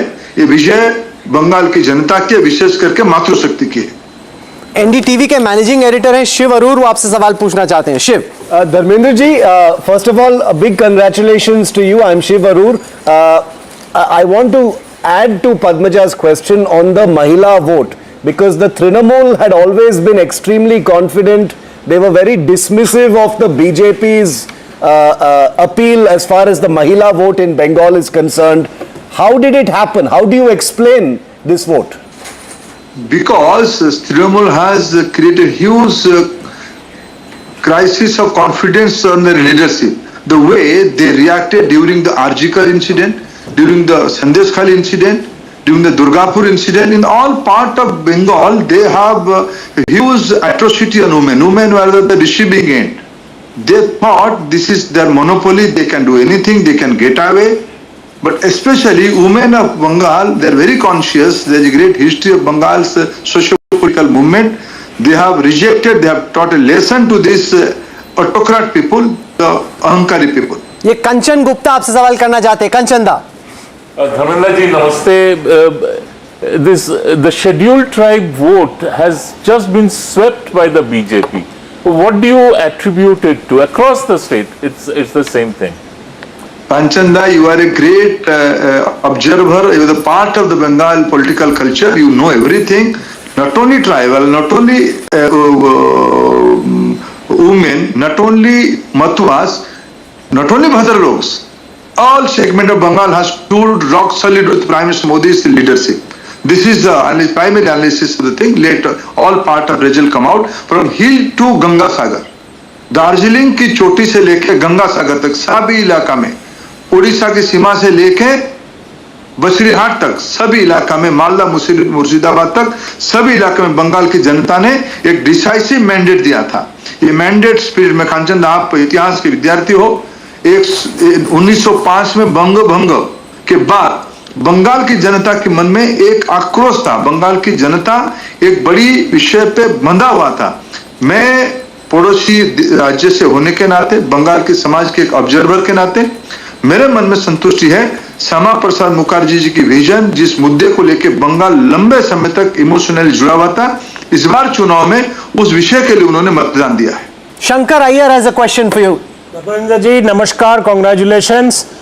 नमस्कार शंकर जी. आप बगल के राज्य से हैं और उस बगल के राज्य में भी ऐसे ही उथल पुथल आपने कराया था 2024 में, तो उसमें और इसमें क्या कॉमन है?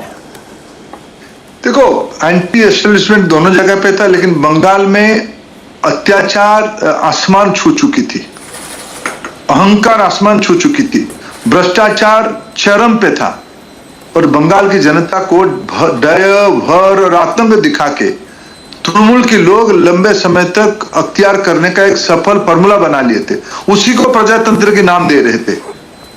ये इस प्रकार की नतीजा, मैं बंगाल के चुनाव के नतीजा को देश के अन्य सभी इलाकों से अलग मानता हूं.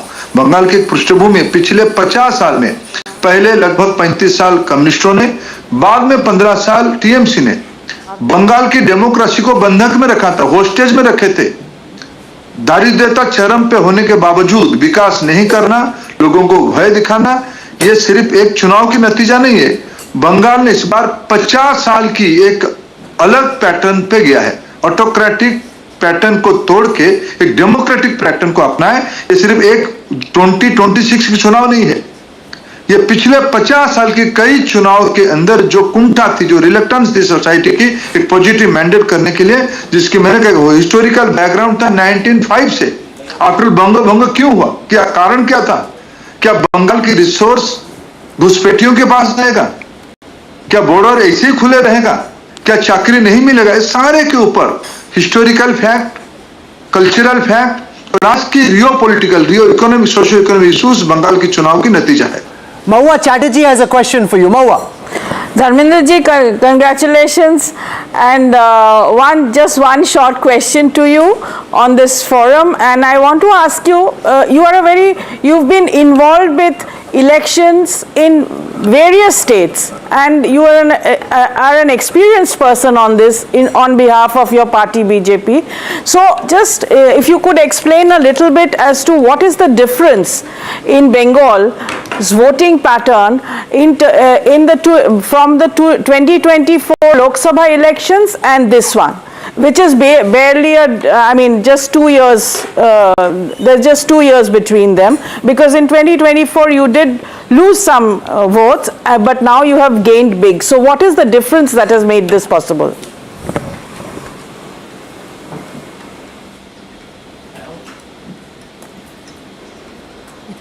Rahulji, I couldn't hear Mahua ji.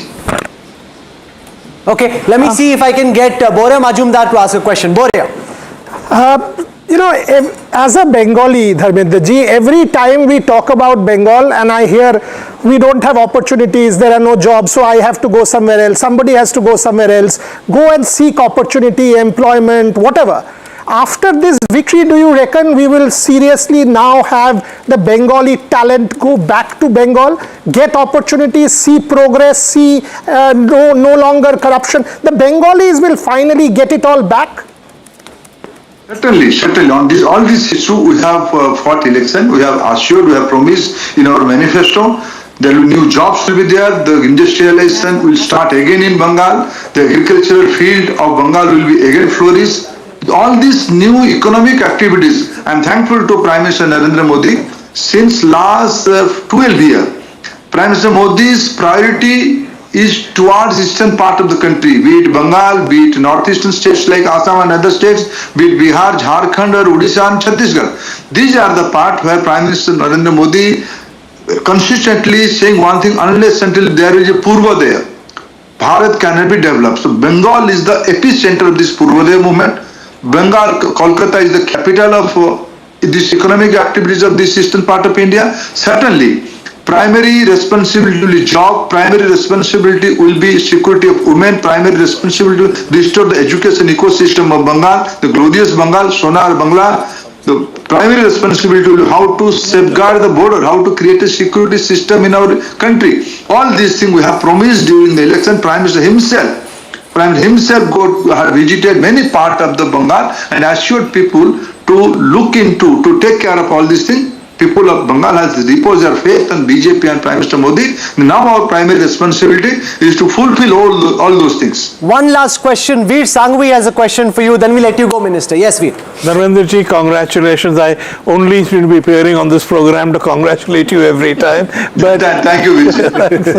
But sort of basic question. We've been hearing your colleagues, particularly your colleagues from Bengal, and they're all talking about Hindu consolidation and resentment of minority appeasement, etc., etc. It's inevitable that in the spirit of Hindu triumphalism, there will be a degree of insecurity among Bengal's Muslims. Do you have anything to say to them? No. Vijay, you are a very skilled socio-political analysis of this country. Let me assure you, we are in charge of majority part of the country today. There are a lot of minority population in other part of country, UP, Bihar. We have successfully running government in Assam, where sizable of local Muslim community are there in Assam. They all are with Bharatiya Janata Party. We own Western Uttar Pradesh last time. Many of my colleagues were looking into the assembly election of Western Uttar Pradesh in 2022. This apprehension was there. I assure you, yes, certainly we are further, you are anti-infiltrator. We have made an issue of Ghuspetia. The way Mamata Banerjee has patronized this infiltrator, the Ghuspetia, there is a religious point out of that issue. But I am assuring, and Bharatiya Janata Party and my Prime Minister's philosophy, सबका साथ सबका विकास, सबके लिए प्रयास. धर्मेंद्र जी, जाते जाते ये बता दीजिए, अब आपकी सरकार उड़ीसा और बंगाल दोनों में है, तो रसगुल्ला किसका है? उड़ीसा का या बंगाल का? उड़ीसा का है. महाप्रभु जगन्नाथ की रसगुल्ला है, रसगुल्ला दोनों की है. आज रसगुल्ला खाने की टाइम है. आप क्यों झगड़ा लगा रहे हो? बंगाल में हमारा Anga Banga Kalinga entire cycle is complete today. सबका साथ सबका रसगुल्ला. ये भी सबका rasgulla. Thank you very much. Really appreciate you taking out time and joining us. Union Minister Dharmendra Pradhan, one of the key architects of that victory. NDTV on a bit of a roll here, Shiv. Absolutely. And Mamata Banerjee, in fact, has just put out a video, Rahul, that's the breaking news coming in right now. Her first reaction, and she's alleging slow counting or selective counting by the Election Commission. She's just put out a video message. Let's listen into that. সবাইকে নমস্কার জানিয়ে বলছি, please দয়া করে কেউ counting এজেন্টরা এবং প্রার্থী ক্যান্ডিডেটরা তারা ভোটিং এলাকা ছেড়ে আসবেন না। স্ট্রং রুমে যেখানে কাউন্টিং হচ্ছে, মানে সেন্টারে, সেখান ছেড়ে কেউ আসবেন না। এটা বিজেপির প্ল্যান। প্রথম 2-3 রাউন্ডে আমি কালকে থেকেই বলছি যে ওদেরগুলো আগে দেখাবে, আমাদেরগুলো পরে দেখাবে। এবং অনেক জায়গায় 2-3 রাউন্ড কাউন্টিং করার পরে প্রায় 100টা জায়গায় কাউন্টিং বন্ধ করে রেখে দিয়েছে। এবং কল্যাণীতে ধরা পড়েছে 7টা মেশিন, যেখানে কোনো মিল নেই। এটা টোটাল ফোর্সফুলি সেন্ট্রাল ফোর্সকে দিয়ে চারিদিকে তৃণমূল কংগ্রেসের উপর অত্যাচার করছে, অফিস ভাঙছে, জোর করে দখল করছে। এসআইআর নামে আপনারা দেখেছেন ভোট লুট করেছে যাতে যে সিটগুলো জিততে পারে। So what she's saying is that no counting agent should leave the booths, because what they are doing is after 2-3 rounds they've deliberately stalled counting. They are deliberately doing it to give the BJP this lead in a national platform. So she is assuring her people not to leave the field at all, because Trinamool apparently very much in the race according to her. This is the central force, this is the election commission, this is all being orchestrated against her party. So it's a clear case of, it's a conspiracy theory. That's what she is saying, and she is urging everybody, like she has said the last few days, nobody is to leave feeling deflated or feeling negative. When a similar kind of allegation came out from the Congress party during the Haryana election, the Election Commission was very quick to respond and clarify about the rate of counting. Would that Jaimruk be true? Is there any statistical chance of the Trinamool still bouncing back, or is she just trying to hold on to straws? No, even if we go by the most conservative estimates, which is the Election Commission, for the last 3 years, the Election Commission is consistent that the BJP has a 3% lead over the Trinamool. They're consistent for the last 3 years. And now even the Election Commission has put the BJP on a 170 number, leads plus wins. So I don't think the trend is going to reverse. It's now very difficult from here. But Veera Raghav, 106 for the TVK. It seems quite certain. that Vijay will be the next Chief Minister of Tamil Nadu? Yes, and I think it's time to call this election as far as Tamil Nadu is concerned. Vijay is the winner, Stalin is the big loser, Edappadi is still confused on whether he's won or lost. He's somewhere in the middle, but I think this is clear. Vijay or whoever he chooses from as part of his TVK will be the Chief Minister, but he has declared that he is the Chief Ministerial face. His party has declared, so I'm presuming that it will be Vijay as Chief Minister, perhaps with the support of some smaller parties, whether he's going to take it as a coalition and give Tamil Nadu its first big coalition since 1952, or is it going to be a single party government where he just has people who've tied up to him? Let's not forget, Rahul, that there are several former ADMK leaders, whether it is PH Pandian's son Manoj Pandian in the Alangulam seat, or whether it is O Paneerselvam in Bodi Nayakadu, who shifted to the DMK. I will not be surprised if some more people, if the number is very small, who decide to move out of the parties that they are in to gravitate towards Vijay for a longer term thing. NDTV's branding is solidifying into Vijay Nayagan, taking his name and joining it with the second word of his thing. Nayagan is a famous Kamal Hassan film, so obviously no comparisons whatsoever. Nayagan means hero. No comparisons with what Kamal Hassan has achieved in politics. This is a diametric opposite, so no connection. No, but Shiv, we don't know when Jananayagan is going to release, but Vijay has released. Some of us have seen it on WhatsApp in the leak. Shankar Iyer has been brave enough to admit it at this point of time. But I'm going to ask for our reporters to come back live with us because we want to see what's going on. Everybody wants to see what's happening at the TVK headquarters as well as in Vijay's residence in Nilangara in Chennai, which we had visited in January, because that's where the action is going to be shortly. There probably is going to be a larger celebration at some point of time, maybe a little later, because both those places, Veera, are very congested places. They can't have a big rally kind of thing there. Where would it be then? It has to be at Marina Beach. That's the only place which can hold as many people. And I think it's going to be mass. But I want to ask you, Shiv, very, very quickly, given that you studied in Chennai, what do we tell the DMK? What do we tell all those DMK leaders who turned around after the exit poll and called us and said, you guys are wrong, who told us all through this campaign that you guys are only hyping up TVK, it's just a movie star party, it's never going to make it. The DMK made this mistake back in the 1970s when they declared MGR as just a movie star. It got routed out of power. They did the same thing this time. And it's just the answer to, because when I wrote a profile on... Why don't you answer it? When I wrote about Vijay, the title of the piece on NDTV was Lights, Camera, Sarkar. They said, how come you are writing? I mean, you're a serious person, you're writing about such things and all. And so I said, it's a phenomena, you have to sort of observe phenomena. And you know how much was the kind of pressure and pushback that came during the conclave. Manoj Tiwari ji joins us. Can we just take him live for a couple of minutes as so many different things coming in? Manoj ji, you campaigned so much in West Bengal. Many congratulations on this big victory. जब आप आए थे हमारे studio आपने बोला था कि जीतोगे और बहुत बड़ी जीत आप लोगों की दर्ज हुई है पश्चिम बंगाल में. See, now AIDMK is sliding back from 75. Manoj ji? ये Sir, we want to take you live. Can you hear me, Mr. So we don't have that link with Manoj. I'm going to come to that in just a minute. Okay, I'm joined at this moment live and exclusive by one of the key architects of the Congress's victory in Kerala, V.D. Satishan, the man who led the campaign for the Congress party, joining us on a day when he's delivered a historic victory for the Congress. Mr. Satishan, welcome, congratulations. Thank you very much. Thank you very much. We have declared that we may get... Let me try that again. There's a lot of chaos, but he's willing to come live. Let me try that again. V.D. Satishan led this massive campaign, did a big Padyatra, took on the mighty Pinari Vijayan, and has now managed to take the party to power. If you go by popularity sweepstakes, he's actually leading the charge, potentially, Veera, to be the next chief minister. No, and categorical. He's a very, very... Okay, he's there. Let's listen to him. Sir, congratulations.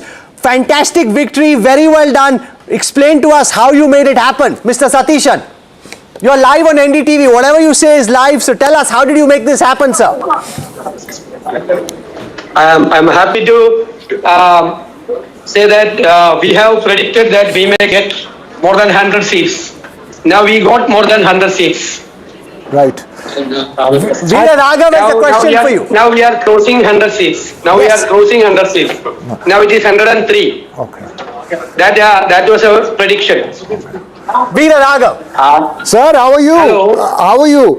Now, you remember you promised me that you will come to Kabini and do an interview with me. You like going to the forest? You said you'll come to Kabini. Definitely. Are you going to Delhi now or are you going to Definitely. Kabini? Are you going to Delhi now or are you going to Kabini? Definitely, I want to visit Kabini again. No. As I said you earlier. Will you be the Chief Minister of Kerala? Will you be? That will be decided. That will be decided by the Congress High Command. There is a procedure. You know that there is a procedure. I am not the competent person to say anything about that. Now, we predicted more than 100 seats. We are now reaching more than 100 seats. We are very happy. There was an anti-incumbency against the government, and we said to the people that we have been criticizing the government for a long time. At the same time, we said that we have alternatives. Wherever the government failed, the UDF have alternatives. Now the people believed us that we have alternatives. In the fiscal situation, Kerala is vulnerable, health, education, everywhere, and the brain drain is happening. And we have made a detailed study. This may be the first opposition in the entire country. We have done a homework. For the last 2 years, we have been doing this thing. And we have conducted many conclaves. We interacted with many experts across the world. Then now we have documents in each and every subject. Now we are going to implement. Definitely our UDF government will implement what we promised to the people of Kerala. Sir, you are being very modest. The fact is your Padyatra had a very big role to play. What's the lesson you think the Kerala Congress is sending to across the country? The way you're active on the ground, your Padyatra on the ground had a big role to play in this victory, Mr. Satishan. Yes, I agree with you. We have very good organization set up. We have built up our organization setup, definitely, number one. And we have taken some positions. We have taken a pakka secular position. Nobody was ready to take such a position, secular position. Some of the groups declared their support to us, some extreme outfits. We said, no, we don't want your support. We don't want your support. We have taken secular stand, the people believed us. All the community, across the state, all the communities voted for us. Majority community as well as the minority community voted for UDF because Kerala is secular. This victory of the UDF, I am proud to say that this is a declaration of our state that to the entire country that our Kerala is secular. Veer Sangvi, well-known journalist. Veer Sangvi has a question for you. Veer. Please. So everybody talked about anti-incumbency. Everybody talked about what a good job you'd done in preparing for this election. What people did say was that it wasn't clear that you would be the only people to take advantage of anti-incumbency. The BJP, as you know, has had a landslide in Assam, appears to have done very well in Bengal. People said that the BJP was now ready to make a huge mark in Kerala. That doesn't seem to have happened. Why do you think that's true?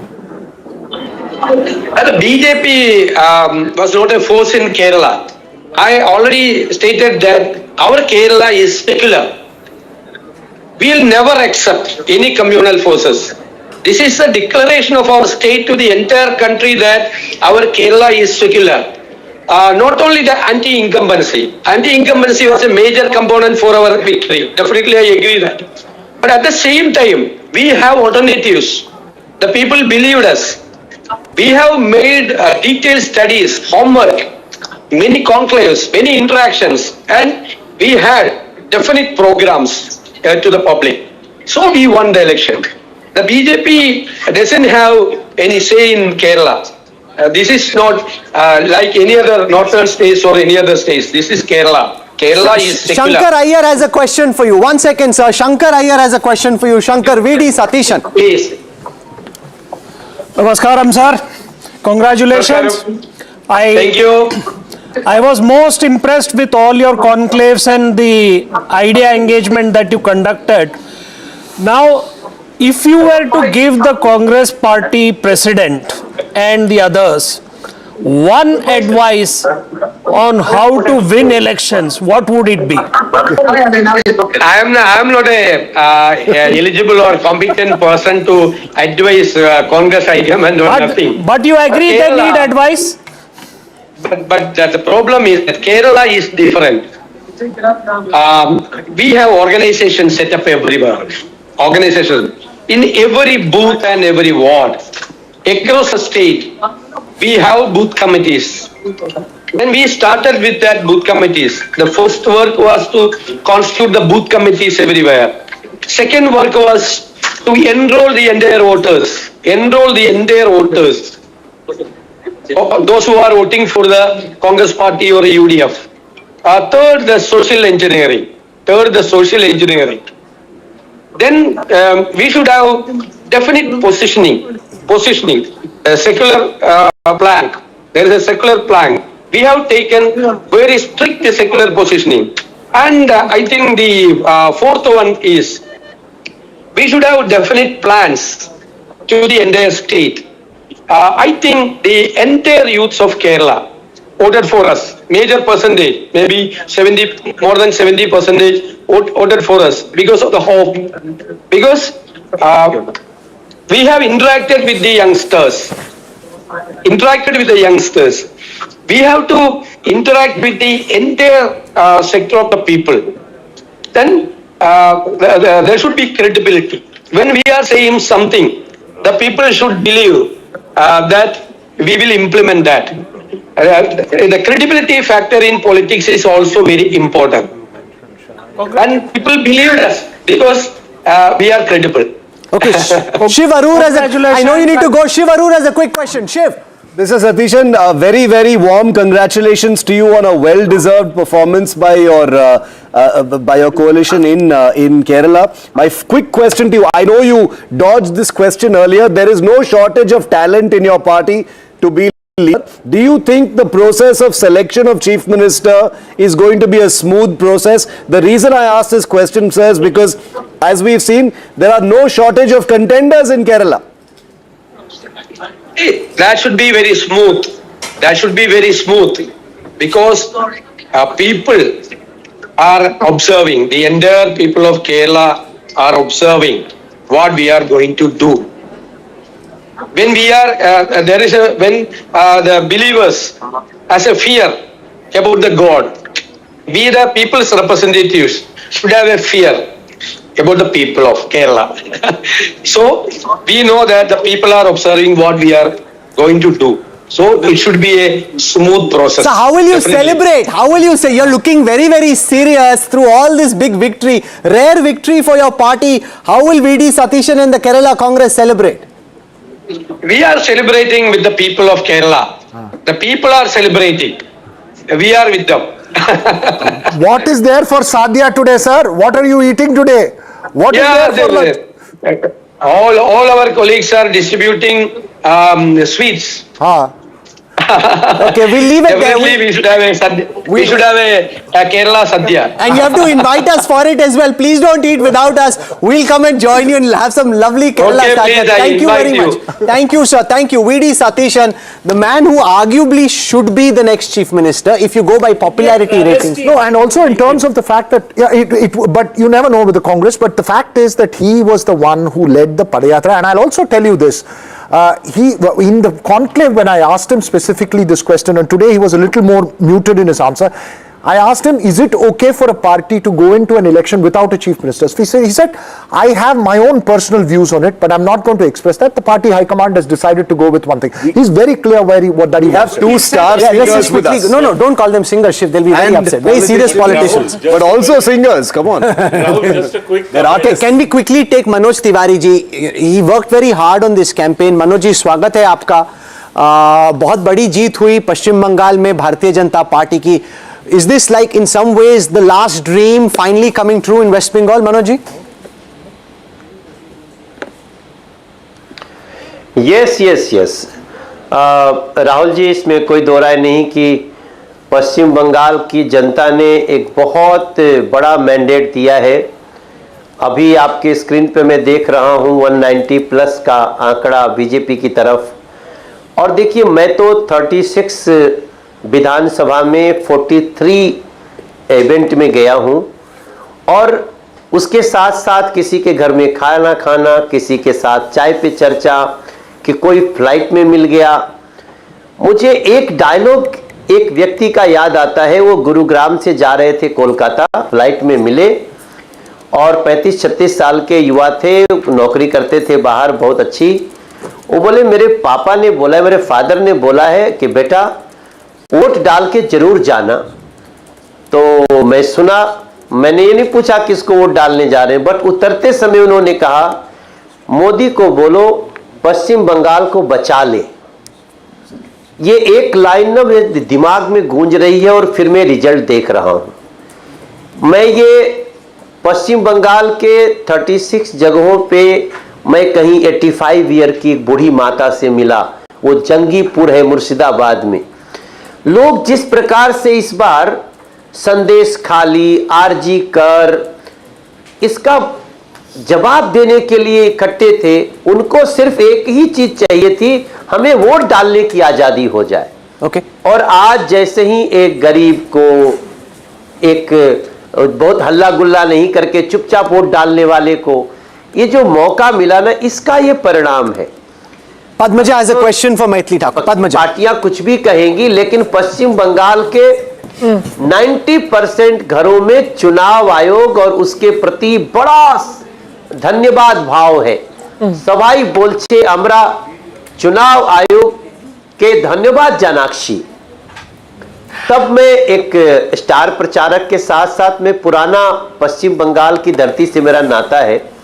मैं वहाँ नौकरी करता था, मैं सबको बताता था आमी ओखाने चाकरी करछिलाम, आमी राजस्थान माठे क्रिकेट खेलछिलाम। तब मैं इस रिजल्ट को बहुत बड़ा मानता हूँ। मैंने चुनाव में गीत गाया था कि माँ माटी मानुष पुकारे मत बटना इस बार, এই बारी पलटानो दरकार और हो गई बीजेपी सरकार। मैं पूरे बंगाल के अलग अलग क्षेत्रों में गया हूं राहुल कंवल भाई साहब। जी जी। और मैंने जो अपनी आंखों से देखा है, लोगों ने ठान लिया था कि अब इलीगल बांग्लादेशी घुसपैठियों का राज नहीं चलने देंगे, अब पश्चिम बंगाल के मां माटी मानुष का राज होगा। दीदी ने जो भ्रष्ट और क्रूरता का चरम पार कर गई, उसका जवाब पश्चिम बंगाल की जनता ने दिया है। मैं नरेंद्र मोदी जो आपने बात कही है, जो विश्वास उन्होंने कमाया है, और खास तौर पे जिस तरीके से आपने बांग्ला भाषा में ही बात की है, इसका अन्य हिस्सा आपने बहुत एक्सटेंसिवली आपने समझने के लिए बहुत देर तक समीक्षा करनी होगी। बिल्कुल। और आप दिल्ली के सांसद हैं, उत्तर प्रदेश के मूल निवासी हैं। मैथिली ठाकुर, आज आपको ये भी याद कराना चाहता हूं कि भारत के पश्चिमी घाट को मंडित करने वाले महासागर के किनारे खड़े होकर मैं ये भविष्यवाणी करने का साहस करता हूं कि अंधेरा छटेगा, सूरज निकलेगा, कमल खिलेगा। अटल बिहारी वाजपेयी जी को याद करना चाहता हूं। नरेंद्र मोदी जी ने उनकी बातों को अक्षरशः पूरा करने का संकल्प लिया, आज पूरा हो रहा है। जी मनोज जी, क्योंकि आपने जो एक्सटेंसिवली कैंपेन किया है, क्योंकि एक जो एक धारणा थी, and we also have Maithili Thakur with us. I think may be perhaps Manoj Tiwari has lost the line, so he cannot hear us, but let us bring in Maithili Thakur also at this point, because remember in this entire campaign you had the whole narrative of how it is a question of a sort of an invasion of the outsider, the other, on the Bengali identity. But then you've got people like Manoj Tiwari, like Maithili Thakur, who are speaking in Bangla, who are campaigning in Bangla. There are large pockets, and in Howrah, in Hooghly, in fact even in Kolkata, which have Hindi speakers, who this time have flipped from the TMC towards the BJP.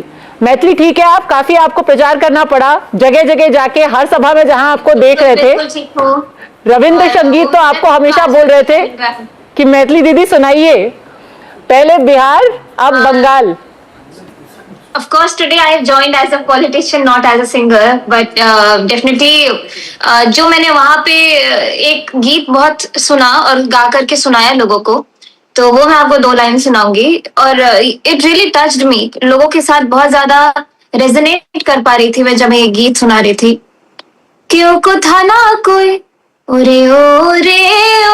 भागा, क्यों को था ना कोई, তবে সবাই থাকে মুখ ফিরায়, সবাই করে ভয়, তবে সবাই থাকে মুখ ফিরায়, সবাই করে ভয়, তবে পরাণ খুলে তুই মুখ ফুটে তোর মনের কথা একলা বলো রে, যদি তোর ডাক শুনে কেউ না আসে তবে একলা চলো রে। Absolutely beautiful, Maithili. We are all watching how the result in Bengal, where you campaigned so much, is unfolding right now. And thank you for that beautiful song. Are you surprised, as a young woman, as you travel through Bengal, are you surprised by the scale of this result as it stands right now? You spoke to women, you interacted with the people of Bengal. Are you surprised by what you're seeing? Of course हमने जितनी उम्मीद की थी उससे बहुत ज्यादा अच्छा result मिल रहा है। और कहीं ना कहीं मैं जहां जहां मुझे याद भी नहीं है मैं कहां कहां गई हूँ चुनाव प्रचार के लिए, इतने सारे जगह हम लोग गए, 35 से 40 जगह मैं जब गई तो मुझे हर जगह जाके लग रहा था कि नहीं, यहाँ के लोग ऑलरेडी मन बना चुके हैं, इनको ज्यादा मुझे कन्विंस करने की जरूरत नहीं पड़ रही है। तो देयर इज समथिंग। और जब मैं उधर कैंपेन करने से पहले का मैंने माहौल देखा था, मैं कहीं भी जाते हैं तो उस जगह के बारे में हम स्टडी करते हैं कि वहां पे अभी कैंपेन किस तरीके से कर रहे हैं, जो वहां के सत्ताधारी हैं वो क्या बातें बोल रहे हैं। तो मैंने 100 MP जो वहां पे बहुत पॉपुलर है और बहुत ज्यादा अच्छे से प्रचार करी है। तो कहीं ना कहीं कल्चरल आइडेंटिटी क्राइसिस मुझे लगता है आज नहीं तो कल बंगाल में फेस करना पड़ता लोगों को। और वहां के लोग इतने अवेयर हैं कि उन्हें मालूम है भारत में हैं आप तो भारत के ही विरोध के चीजें आप कर रहे हैं, बहुत ही ज्यादा एडवांसमेंट के चक्कर में आप दूसरी जो इस्लामिक जो वैल्यूज है उसको प्रमोट कर रहे हैं आप स्टेज पे आकर के। तो कहीं ना कहीं लोग बहुत इतने बुद्धू नहीं है, लोग जानते हैं कि किस तरीके से अब इस कैंपेन में जैसे आपने देखा होगा कि the Trinamool projected the BJP as incapable of understanding Bengali culture. They said that the BJP are outsiders, they are from the Hindi heartland. You're a representative as well now from the BJP, from the Hindi heartland. What do you say to the Trinamool? Because they said that the BJP is incapable of culturally understanding Bengal. Of course, I was asked a question there. एक वहाँ की reporter ने पूछा कि यहाँ पे दीदी बोल रही है कि बीजेपी आ जाएंगे तो यहाँ पे मछली बंद हो जाएगा। तो मुझे हिट किया कि अच्छा इस तरीके की भी बातें बोली जा रही है लोगों को बहलाने के लिए। खुद मैं कंठी पहनती हूँ, तुलसी पहनती हूँ, मैं तो नहीं खाती, लेकिन मैंने कहा कि मिथिला में तो माछ खाना ट्रेडिशन ही है और ये सारी बातें अगर यूज कर रहे हैं तो मतलब स्वे वोटर्स, तो ये बहुत अलग ही लेवल का उधर चल रहा था। हर एक छोटी छोटी बात पे राजनीति हो रही थी। तो लोग ऑलरेडी अवेयर हैं, लोग जान रहे हैं, वो लोग देख रहे हैं कि जो बीजेपी गवर्न स्टेट है वो कितना डेवलप किया और वही डेवलपमेंट उनको बंगाल में चाहिए। तो कहीं ना कहीं यूथ खास करके और महिलाएं इन्होंने बहुत मेजर रोल इस बार निभाया है। You know, we see these firecrackers going off outside the BJP office in Kolkata and Salt Lake. But Maithili, you know, since you spoke of the youth and women, specifically, I will request you to sing. You also referred to Shayani Ghosh, I think the speeches that she gave from stage without yes. naming her. So, when I'd spoken to you earlier, you had said that in this place, from Bihar to Bengal, there are cultural similarities, and you had Ram Dhun to sing in response. For everyone watching you today, even as we see the results pouring in, would you like to sing a few of those lines? Because I think that is something everyone who watched you on our channel really connected with. और जो माहौल मैं देख रही हूँ आपकी TV screen पर, मैं उसी को ध्यान में रखते हुए सुना रही हूँ। राम आएंगे तो अंगना सजाऊंगी, दिया जला के दिवाली मैं मनाऊंगी, मेरे जन्मों के पाप सब मिट जाएंगे, राम आएंगे, मेरी झोपड़ी के भाग आज खुल जाएंगे, राम आएंगे। धन्यवाद। Manogya has a question for you. Manogya. I wanted to ask you that you've been to Bengal during this campaign. What is the major difference that you see between Bihar and Bengal? And also, what is your message to Chief Minister Mamata Banerjee today? Difference in what aspect? Any aspect, cultural or anything, because माछेर झोल की बात होती है ना, मछली तो दोनों राज्यों में खाते हैं. जी। तो ये सिमिलैरिटी हमको देखने को मिला कि मिथिला और बंगाल की जो धरती है वो एक दूसरे में बहन बहन वाली धरती है, क्योंकि हमारे मिथिला और या बिहार के जितने भी लोग जब यहाँ पे कोई ऐसी परिस्थिति आती थी, बाढ़ आता था या फिर सूखा या फिर कोई भी ऐसा नेचुरल प्रॉब्लम होती थी, तो यहाँ के लोग जाते थे बंगाल, वहां पे रोजी रोटी कमाते थे, फिर वापस बिहार को लौटते थे। तो ये कहीं ना कहीं हिस्ट्री रही है मिथिला बिहार और बंगाल के बीच में, और बहुत सारी सिमिलैरिटी है। भाषा में भी देखेंगे, लिपि भी लगभग आप देखेंगे जो मिथिलाक्षर और बांग्ला। बहिरागत कहा जाता है, जब बाहर से लोग आते हैं कैंपेन करने तो उन्हें बहिरागत तो कहा जाता था, बाहरी। ये बहुत सुना है मैंने। तो वो बोलने से अभी पॉलिटिक्स में आकर के मैं खुद इतनी मजबूत हो गई हूँ कि सामने वाला हर बात बोले, जरूरी नहीं है कि आपको अफेक्ट करे। तो बाहरी बोलने से क्या हो, जब आप भारत के लोगों को ही बाहरी बोल रहे हो लेकिन उन घुसपैठियों को बचा रहे हो, तो ये बहुत ही बड़ा हिपोक्रेटिक मामला मुझे दिखता है कि आप खुद भारत के ही लोगों को बाहरी बोल रहे हो। जब भारत के बाहर के लोग आ रहे हैं, आप उनको वोट बैंक के रूप में आप यूज कर रहे हो। That is very contradictory for me. मुख्यमंत्री को क्या संदेश? Thank you very much for speaking to NDTV. Congratulations once again on the role that you have played in this entire campaign. While we get our next big guest here on our coverage, I want to break some images coming in from outside the TVK headquarters, Vijay's residence, where Trisha, his partner, has just arrived. These pictures are going viral right now. These are pictures of Trisha outside Vijay's residence. Okay, starting. Okay. Okay, I want to go across now to one of the key architects of the Congress's victory in Kerala, Ramesh Chennithala. He's led the Congress party on the ground. He joins us now live and exclusive on NDTV. Mr. Chennithala, welcome.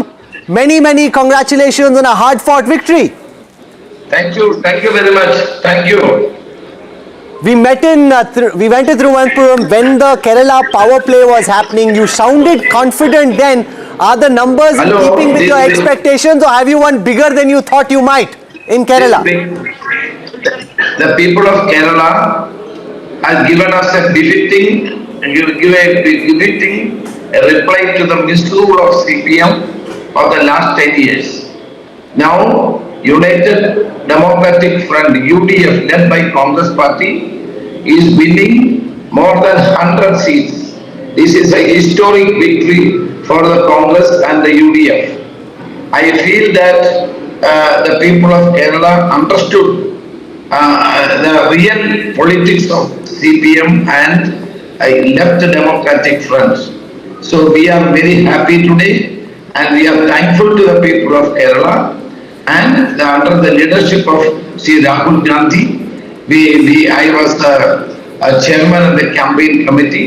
Under his leadership, we had prepared everything properly, and the campaign was very good, and the organizational weakness were removed, and we all worked together. That is why every Congress worker, every UDF worker, we are unitedly fighting for this victory. So my colleague Veera Raghav has a question for you. Veera. Sir, how are you? You know, I want to ask you this question in a very delicate way. Who deserves the most to be the Chief Minister of Kerala? Is it the leader of opposition or the chief of the campaign committee? Yeah, tell me. Hello. Yes. Who deserves to be the Chief Minister of Kerala? The leader of opposition or the chairman of the campaign committee? Please. Who do you think deserves to be the Chief Minister of Kerala? The leader of opposition or the chairman of the campaign committee? He doesn't want to answer that question. Sir, what kind of a government should Kerala expect? Try and answer that question. Can you hear me, Mr. Chennithala? If you hear me, I don't think he can hear us just then. Okay, we'll try this again. Veera, you bowled a googly, boss. Ask him some simpler questions. Vijay's father is speaking. Vijay's father, yes. I want to go back to those pictures very quickly which we were showing our viewers, because Vijay's father is speaking. That attitude. First of all, for a leader, that boldness. No alliance. I will stand with my own legs. Was stubborn in this. So, it's a good thing for Tamil Nadu and Tamil Nadu people, Tamil peoples. Definitely, I think is a historical success, historical victory for Vijay. We saw your celebration along with your family members. Madam was also joining you in the celebration, sir. It's a big day for your family. Your family is now seeing Mr. Vijay as the Chief Minister of Tamil Nadu. Have you ever been discussed when Mr. Vijay was in his childhood days? Have you ever dreamt of your son will be the Chief Minister of Tamil Nadu? But I will motivate it, always be motivated, because as a human, you should not be as a only artist. You must have some social thinking. So last 30 years, he was having in his mind, we have to do something for the society, for the Tamil people. It was there in his mind. Slowly he has developed these things. Today he is going to be the Chief Minister of Tamil Nadu. So a lot of fans of Vijay are now weeping. They are crying that Vijay Thalapathy will be the Chief Minister. He will be swearing in as the Chief Minister of Tamil Nadu. He will be representing 7.5 crore Tamil people. So how do you see it? I can see your eyes with emotions now. No,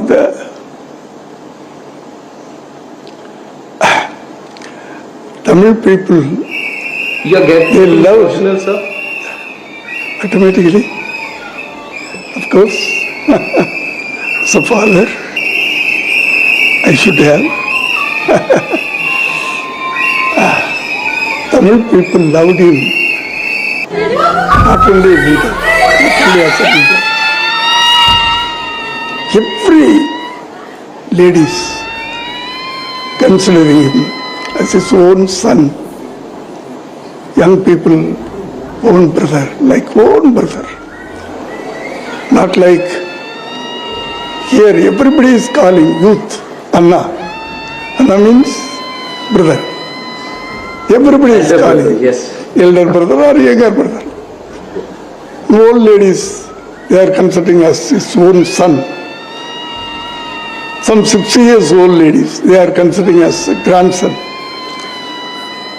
He has developed that relationship between the public and him.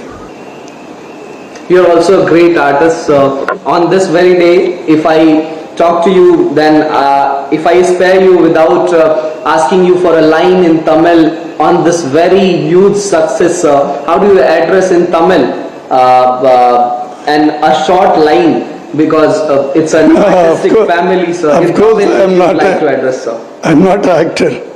I am a director. Definitely, sir. I am a director. I have directed more than 70 films. You have also launched your son, Mr. Vijay Thalapathy. Yeah. That is my duty. I have done. He wanted to be an artist. I have done.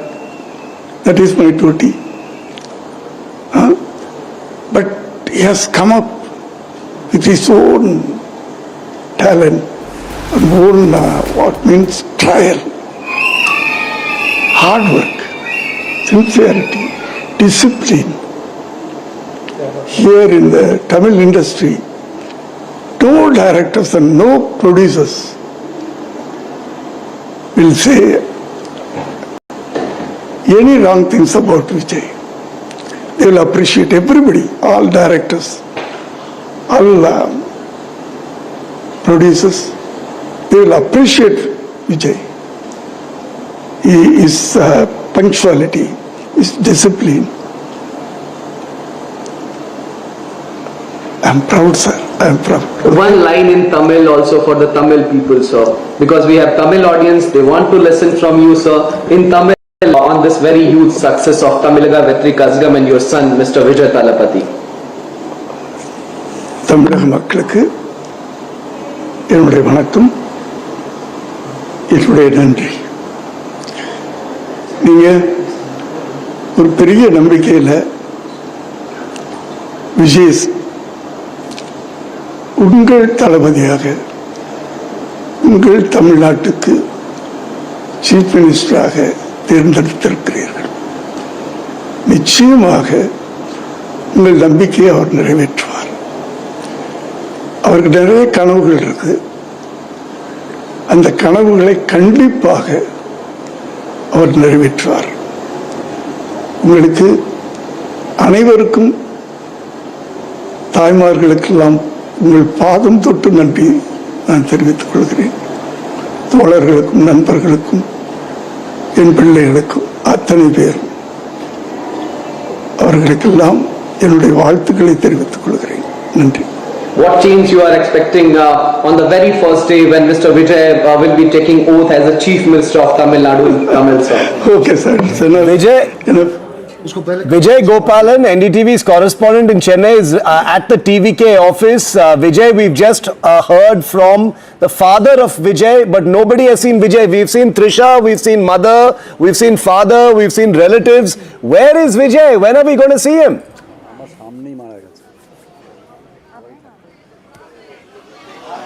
Sure, as we speak, Vijay is at residence only. I think today, post afternoon, once they get clear picture of results, Vijay might visit party office. Remember, just few days back only, Vijay held meeting with all candidates where he had said that by evening he requested all candidates to visit party office once they got... Vijay, stay with us. Stay with us just for a moment. We're joined live and exclusive at this time on NDTV by a very special man. And can I ask all the NDTV pundits and anchors to pull out their whistles? Can you pull out their whistles? Because this indeed is whistle time. And it is whistle. And I want to make very clear, we're not celebrating any of the politicians who won. We're celebrating Pradeep Gupta, who got it right. So much was said about exit polls being bumkum, all fakery, this, that. The one man who said that TVK will do well in Tamil Nadu to the extent that they can win. We want to go across live and exclusive to the Access My India office in Mumbai. Joining us from there is Pradeep Gupta. I want to call Veera, Shiv, Padmaja here. We'll have him queued up at the back. There he is. They're all dressed up in their Access My India clothes, which is fine too. Gupta ji, ये तो आप तो मतलब ये धुरंधर style की entry हो रही है. Can he hear me or can't he hear me? That's the big question. Pradeep ji, can you hear us or not? Dhurandhar style entry हो रही है आपकी. I don't know, but the problem is, can he hear me or not? That's the bigger question. Pradeep Gupta, can he hear us? He's got a full cake and stuff lined up, which is pretty interesting, and he actually deserves it. This was a tough one. We needs to cut out on a limb. You know, back out on this one. No, but can he hear us or not? We sang we till we get him right. Till we get him, they're all celebrating. Okay, there he is. Pradeep ji, आवाज आ रही है कि नहीं? आ जाओ इसको बाहर निकालो. अरे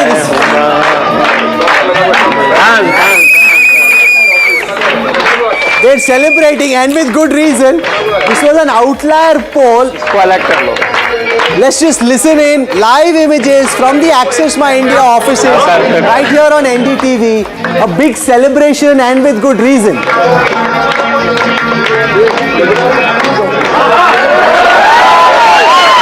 Access My India, exit poll 26. Hey, he's dancing. The cameraman should show the dance. Oh no. No, we'll get it again. Okay, we'll hopefully get him live. That's most important. Yeah, there'll be plenty. That is not the step that he should be doing today. You know, we should send a tutorial video for him for the Talapati Kacheri song. That's the step he should be doing today. If we get him live, Veera, you're going to teach him how to do that. Pradeep ji, आवाज आ रही है कि नहीं? वो अपने में ही लगे हुए यार, आवाज ही नहीं आ रही उनको. प्रदीप जी, आवाज आ रही है कि नहीं? Pradeep ji, can you hear me? अच्छा प्रदीप जी आवाज आ रही है कि नहीं? हाँ कम आ रही है राहुल. हाँ इतना जोर से म्यूजिक अपने ही ऑफिस में सुनोगे तो हमारी आवाज कहाँ से आएगी? First and foremost, you know, we have these whistles out for you, and the whistles are for the fact that you got the poll right, which is quite fantastic. Well done. You know, these whistles are ringing loud. You don't have a whistle? You don't have there's one right there. Science victory. This is the science, the data science, and second is Axis My India team working in ground and working in back office here in Bombay. This is the victory of science, data science. You would see that why the other polling agency could not predict or could not capture the mood on the ground, because we at Axis My India, we go to all the seats all the time. If you see all our 4 states, all of them this time on the exact poll. That is what Axis My India is known for. Once again we are able to predict exact poll in these 4 states where we have predicted. Once again, the good and the hard work of the Axis My India team in all 4 states where we have done, and we all know that we haven't predicted the Bengal. Pradeep ji, first of all, congratulations. It's great to see your young team for once, along with all of you, all your team members who did all the hard work are there. If you can hear me, you know, the day after you came out with your exit poll, we grilled you again, asking you if you are confident about your projections on Vijay, and you said you are even more confident. So you must be very happy for sticking your neck out. No problem. 100%. I hope you enjoy that. Yes, from here across the country, nobody was believing this. They said all fluke kind of a thing. All the political pundits, observers, other polling agencies, they were laughing at Axis My India when we predicted Tamil Nadu, and that too Vijay victory in this fashion. Yes, that's right, Pradeep ji. I just want to ask you, you know, as one of those who was skeptical of your poll, as one of those who questioned you about the poll, you underestimated the DMK. You got the TVK right, but the DMK has gone well below what you had estimated. No, DMK also, let me tell you, the DMK alliance, the vote share as of now is 32%, and we predicted 35% for the TVK, which is the same 35% at this point of time, and we predicted AIDMK alliance about 23%. They are at 27%. Still, there are margins where the AIDMK is leading in a very thin margin. The more number of seats AIDMK is leading with double digit and 3 digits as compared to DMK alliance and the TVK. I am pretty sure that DMK will again be the party number 2 and party number 3 will be DMK. This is what we have predicted. And if you see the Pradeep ji, do you think that this is essentially a young generation? Would you classify this as a young generation, you know, next gen vote, where there is a generational change in the way that Tamil Nadu has voted, and it has voted above the traditional binaries, the traditional tropes we had seen so far working in Tamil Nadu? Oh, absolutely. If you see our poll prediction, we have predicted in the age group of 18 year of age to 39 year of age, where the 42% of which contributes 42% of the voting universe in Tamil Nadu, that is where Vijay as a TVK were scoring very high, more than 50% all put together in this age group, and he was scoring fairly good among the 40 plus age group, which is around 25 to 30%, and this vote got consolidated, clubbed with the female vote. There also we predicted the TVK vote share is way higher than the second best, which is the DMK, in terms of vote share among the female. And in our poll, among the male member, it was at par with DMK. Sir ये cake का आप wait कर रहे हो, cake काट लो, सब आपकी wait कर रहे हैं कि भाई केक कब कटेगा. I think axis my India and Pradeep Gupta really deserve a cake and it's music चला दीजिए. आ जाओ मुकेश. और सर आपका world famous in India dance हमने मिस कर दिया था. एक वो डांस मिस नहीं हुआ था, ऑन एयर हुआ था, हमारे यहाँ पे ये कटा हुआ था, लेकिन एक बार आपका वो डांस भी बनता है. And you know, imagine people were laughing polling as being bogus, etc. The fact that they've got this right is very, very incredible. This can't be a fluke. You can get some. This is what my core belief has been for a very long time. You can get some polls wrong, but you can't get this kind of a result unless you've done real polling. Okay, let them celebrate. Let them celebrate. Let's cut to them. Look.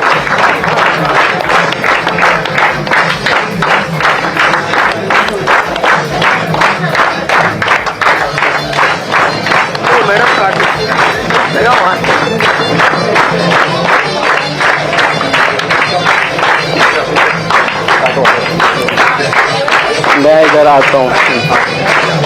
ये लेना, dance ले लो. हाँ.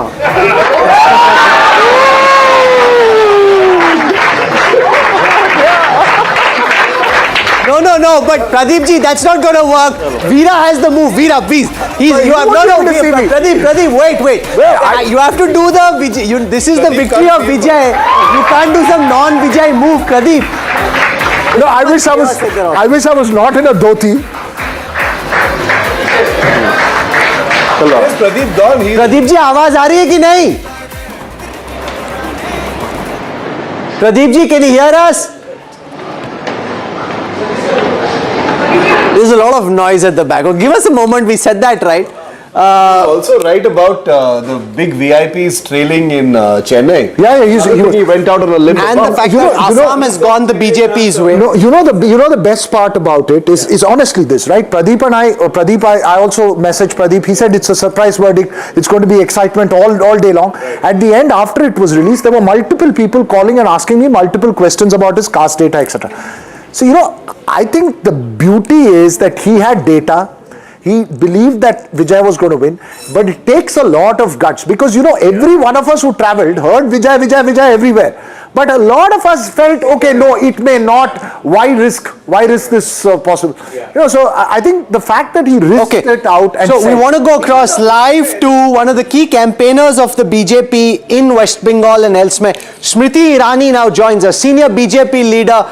Understands Bengali really well, we saw her campaign, she was out and about.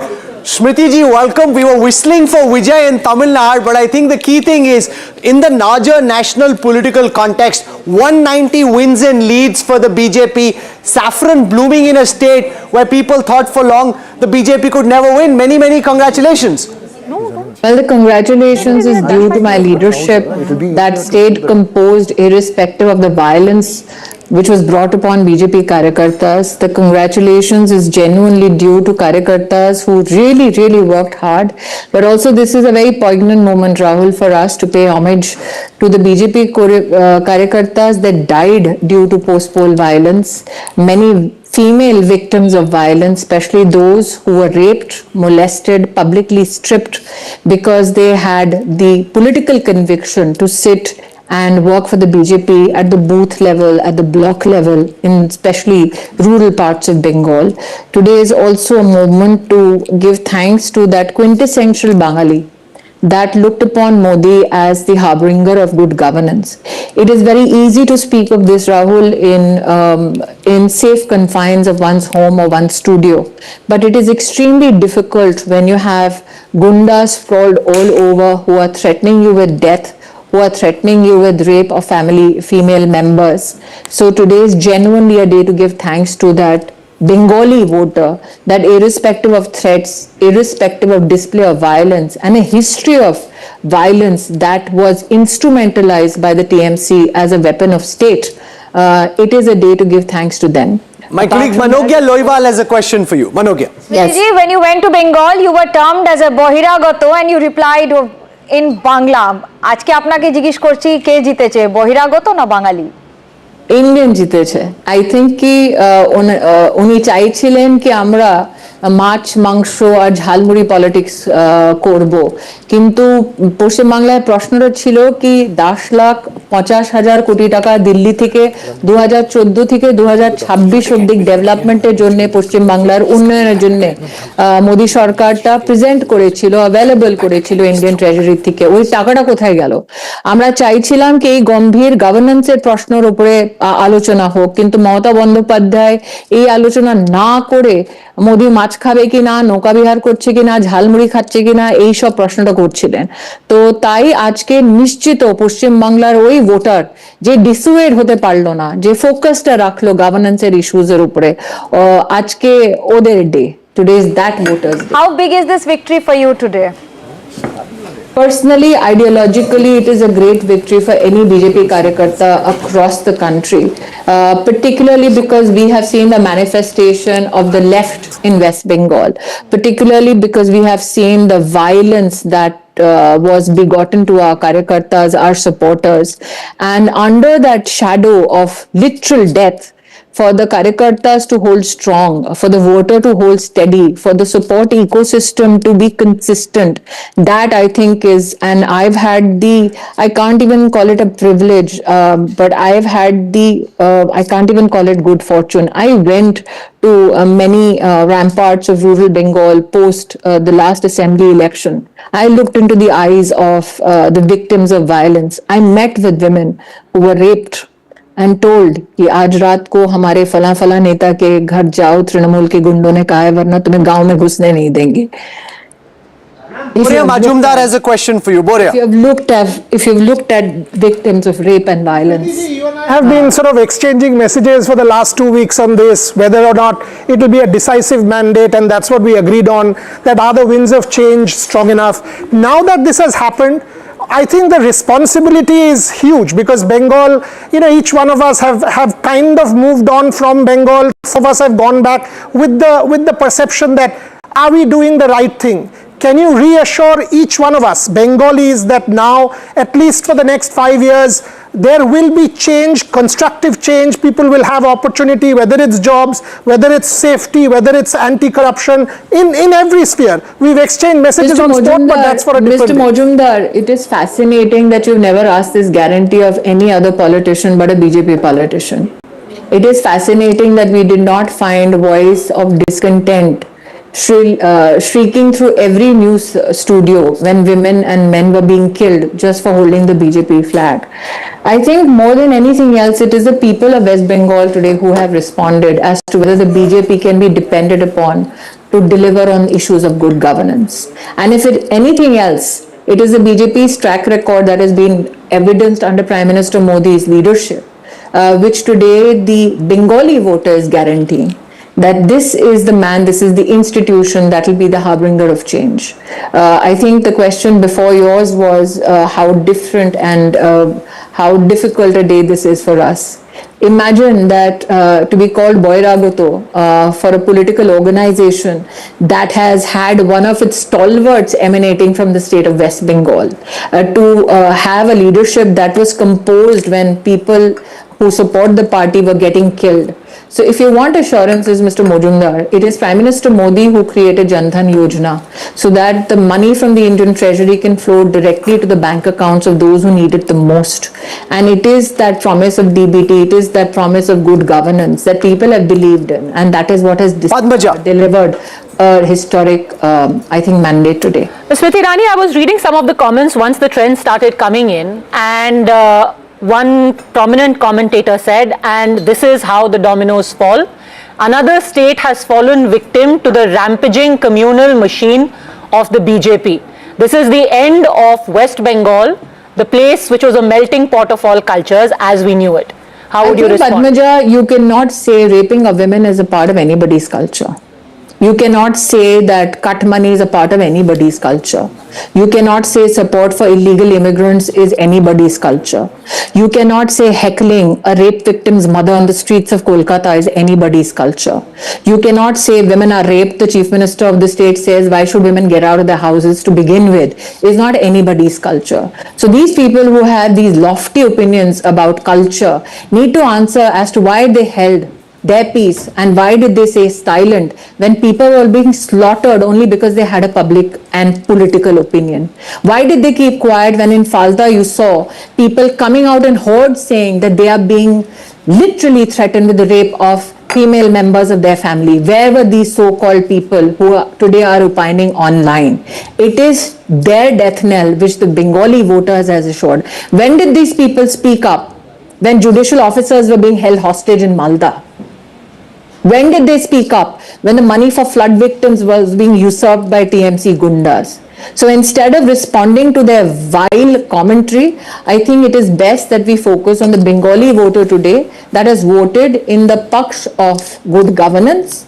My compliments, Rahul, in your presence. I would like to compliment the effort that even Padmaja undertook. As a female professional, I think it is extremely joyful to see somebody who is so succinct and so hardworking, and especially traverses the entire landscape. Wow. Claps for Padmaja. Well done. That's amazing. Thank you very much. Thanks. Shiva, Padmaja, blushing now from one ear to the other, which is fine too. No, I have to say on a small note though, it was, Bengal was some place where 5 years ago it saw widespread political violence, and in the last 5 years also it has seen the kind of violence, especially last year when the Murshidabad riots happened. So I think those people deserved a voice. Shiv has a question. I think you had Bhaipo threatening the Home Minister of India. That was the parakashtha of violent arrogance. That the Home Minister of India gets threatened, that the President of India gets heckled and is accorded disrespect, that judicial officers are held hostage, that paramilitary forces are heckled and they try to humiliate Election Commission of India. So it's not only the voter of Bengal that was humiliated and violence was wreaked upon them. Institution after institution was being eroded. The state government, TMC, used violence as a political weapon and institutionalized it. Shiv Arur has a quick final question before we let you go, ma'am. So, Smriti ji, congratulations. You've played a part in Bengal as well, and your party has performed incredibly well according to these numbers. The Trinamool has always been very contemptuous and dismissive of the BJP when it comes to the Mahila vote, to the women's vote. They've projected themselves as the custodians and the arbiters of the women's vote in Bengal. We saw you campaigning, ma'am, for the RG Kaur victim's mother as well. That was a telling moment. Do you believe that incident in some ways was a tipping point as far as how the Trinamool or the authorities in the state were perceived? I think that was not the only incidence. I went to places like Uluberia, like Para, Purulia, where you had people know every nuance of what had happened to every rape victim, every victim of violence, where people in villages spoke about how you could not do Padai, as they say in Bengali, Padai apni Jai Shri Ram bolte parchen na. If you say Jai Shri Ram, you will be bullied, you will be heckled, or you will be beaten. That was the reality of Bengal that the voters were dealing with. Okay. Yes, what happened to the RG Kaur victim and her mother post she became a BJP candidate. Also, can you imagine? One could never imagine this conversation in Uluberia. Anybody who understands the political landscape of Uluberia and West Bengal knows that those are very different political spaces for anybody from the BJP to contest. There people spoke about the havoc that was created by the TMC. What happened also on how the Trinamool Congress stood shoulder to shoulder with illegal immigrants. That too became a flashpoint, a talking point amongst people. So law and order was a huge issue, but the cut money that people in villages saw for Pradhan Mantri Awas, for issues of not only Pradhan Mantri Awas, but also issues of Manrega, 25 lakh fake job cards. Smriti ji, this reality did not escape any voter in Bengal. you know, we also, outside of this magnificent victory for the BJP in West Bengal, we're also joined live at this time by Pradeep Gupta from Mumbai, and I'm wondering what you want to tell Pradeep, who's pulled off a magnificent poll in a state where he thought he was smoking pot. He's been able to win the exit poll battle by getting TVK right, which is a very, very difficult one to do. First, let Smriti speak to Pradeep Gupta and then I'll ask him the rest of the questions. Smriti ji. I have nothing to say to any political analyst. I think my work as a Karyakarta is to keep focus on my leadership and what my political ideology can deliver on the ground. It is for psephologists to opine. It is for people like us to keep focus on issues on hand. One cannot say psephology is an exact science. As Pradeep ji has said, many were so threatened that they did not want to publicly voice their opinions. Many are today coming across to your cameras, to your journalists, to speak about what they underwent. So it would be unfair for me to give my opinion to a psephologist of repute, and especially since psephology is not an art that I practice. Okay, we leave it there. Smriti ji, thank you for joining us and many congratulations on the BJP's victory in West Bengal. I want to go across to Pradeep Gupta. He joins us now. Pradeep ji, आप पहले इतना अपना ही celebrate कर रहे थे कि आप तक ऑडियो ही नहीं पहुंच रहा था. हमारे यहाँ पे सारे जो स्टूडियो में लोग अपने वो विसल्स के साथ तैयार थे, वो सोच रहे थे कि given how much of a bad name pollsters have got, or people question, can we have the whistles out please? I think he deserves this, Veera, Shiv, because there's so much, as if these numbers are being conjured out of thin air. It's not. To get TVK right in a state like Tamil Nadu really proves that there's effort on the ground. You may sometimes get it wrong, but there is effort on the ground. This was getting it right. Getting this one right was extraordinary, primarily because of this. That it's an untested force. It's a new one. He's got to go by his data, and he went by seat by seat. It's not just this, Rahul. Let me add. He got this right as well. He said Chennai, there is a sweep. Even the top big guns of the DMK are failing. Whistles out. We whistle for him once, and then we ask him all kinds of questions. Okay, 1, 2. This is for you, Pradeep Gupta, and for getting TVK right in Tamil. This is not for any politician, for anybody says we are. I know. Yeah, this is just for Pradeep Gupta and getting it right and doing. Okay, 1, 2, here.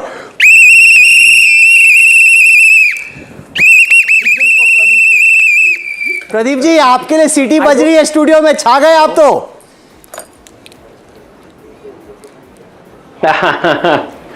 Studio में छा क्या गए राहुल. वापस मैं कहूंगा कि ये जो जीत है एक्सेस माई इंडिया की टीम ग्राउंड में, पीछे बैक ऑफिस में, और सबसे बड़ी बात है साइंस की जीत है. मैं वापस कहूंगा, बार बार कहूंगा कि साइंस की जीत है. कि आप ये देखिए चारों के चारों स्टेट में एक्सेस माई इंडिया का प्रेडिक्शन बिल्कुल स्पॉट ऑन है, स्पॉट ऑन. बंगाल में तो प्रेडिक्शन किया, चाहे वोट शेयर हो, चाहे सीट शेयर हो, सारी की सारी चीजें चारों स्टेट में मैचिंग है. और रह गई बात तमिलनाडु की, तो तमिलनाडु में आपने देखा कि सारी polling agencies, experts, political pandits और सबने, किसी ने ये कहा नहीं था कि टीवीके को 10 से भी ज्यादा सीटें आ जाएंगी. 10 सीटें भी देना टीवीके को कोई देने के लिए तैयार नहीं था. और 10% से 15% वोट शेयर सब लोग कह रहे थे. हमने 35% वोट कहा था टीवीके को, बिल्कुल 35% ही वोट आ रहा है. हमारा mid range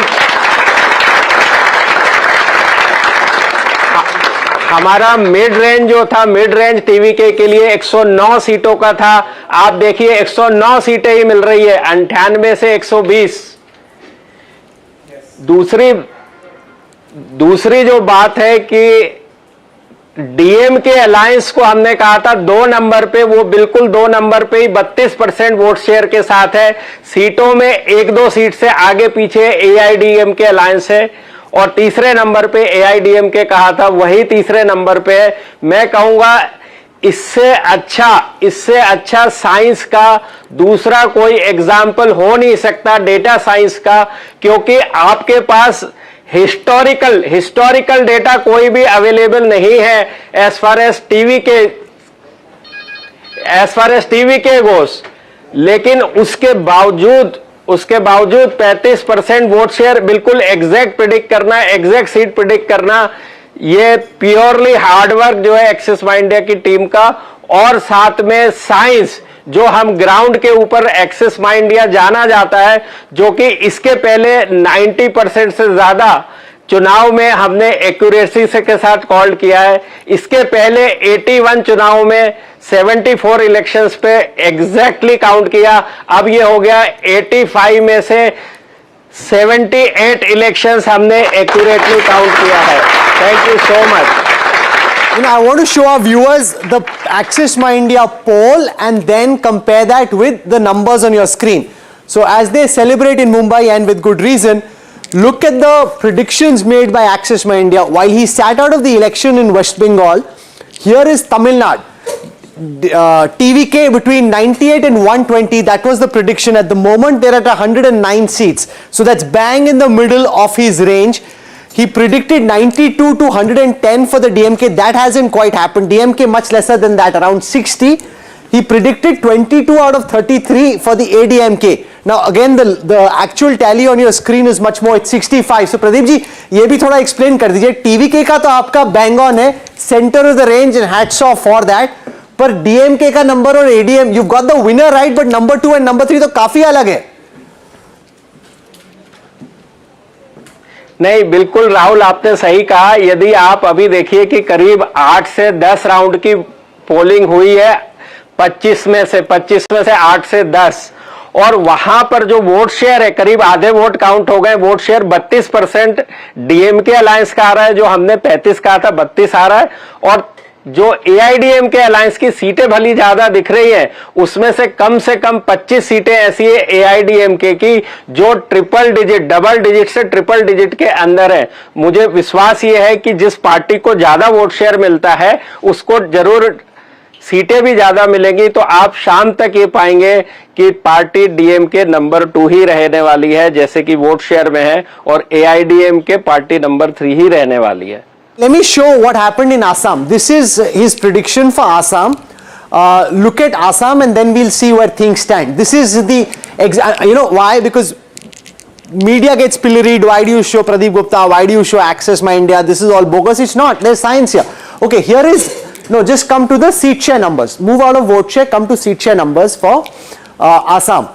In Assam as well, Pradeep Gupta had predicted a big win for the BJP, which is what has happened. On your screen, you're seeing the numbers for Assam. 97 leads and wins for the BJP, up 27 from the last time. Congress at 27.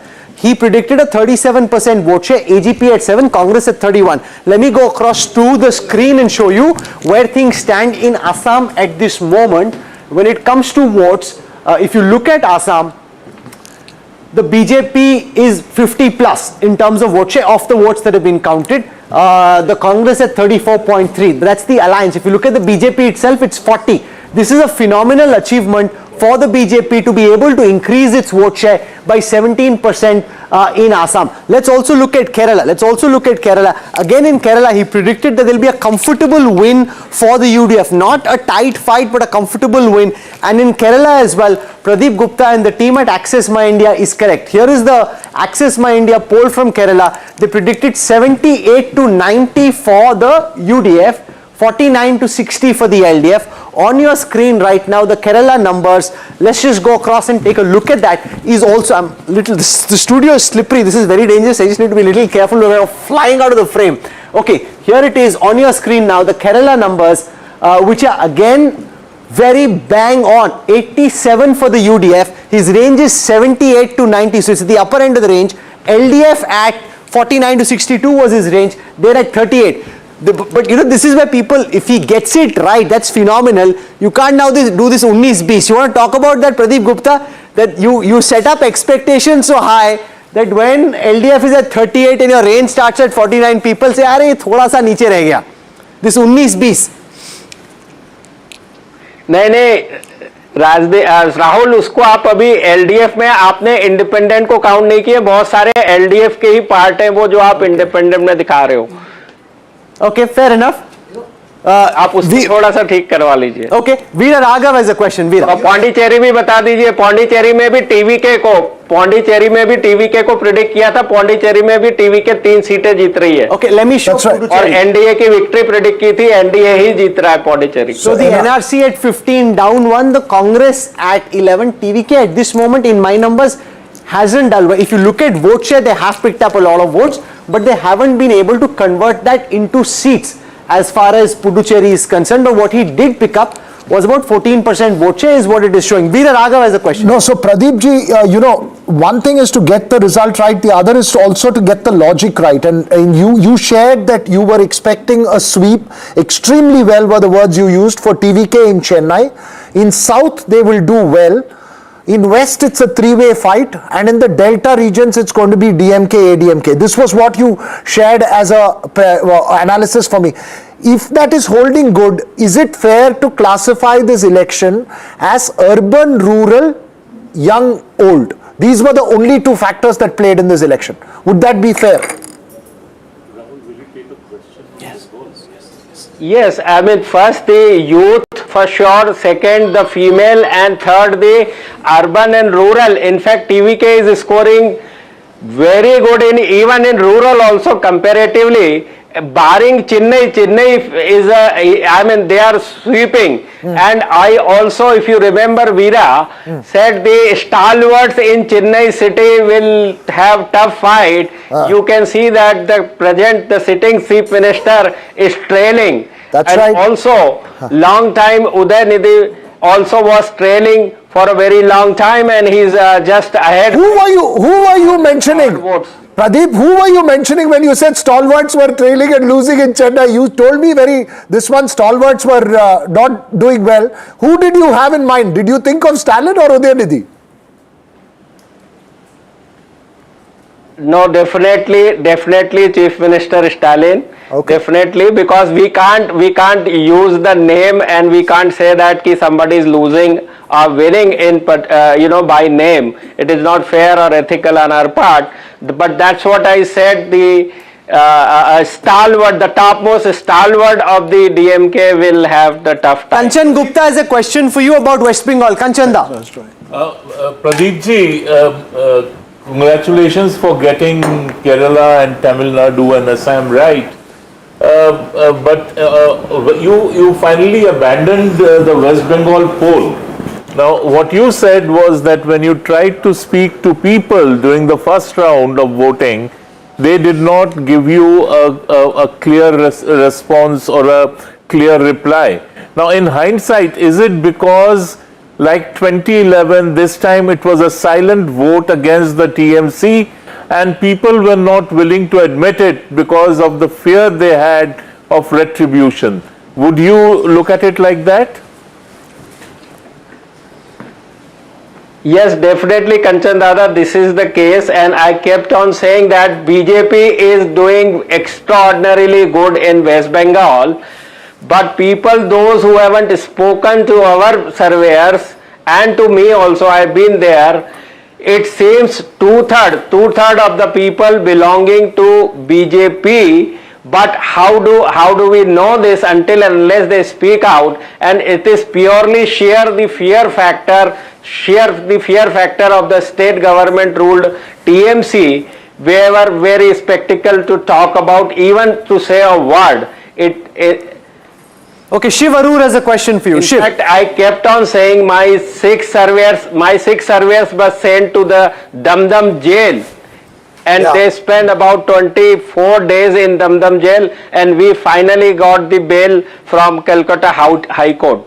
No, Pradeep ji, Shiv Arur here. First of all, a huge congratulations to you on your projections in Tamil Nadu. I would hazard to say that this is actually one of your outlier successes as a pollster, even bigger than some of your previous projections in larger elections. So huge applause and congratulations to you. You deserve, and your team deserves, all the credit. My question to you is about Bengal, sir. I know you will not comment on a report that you did not release, but did this result align with what you found despite the non-disclosure or the non-answers that you received from the people there? Yes, it was there. That's the reason why, I mean, you guys were asking me, what is your gut feeling? Gut feeling, I kept on saying that BJP is doing phenomenally good.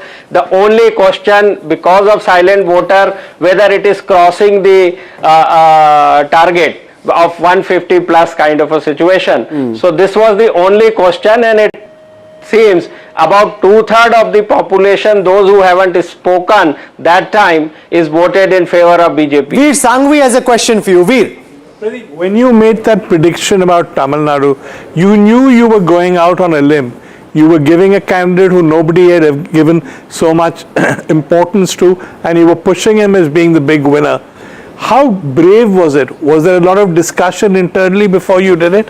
And part two, why do you think other people missed it? 9, 10.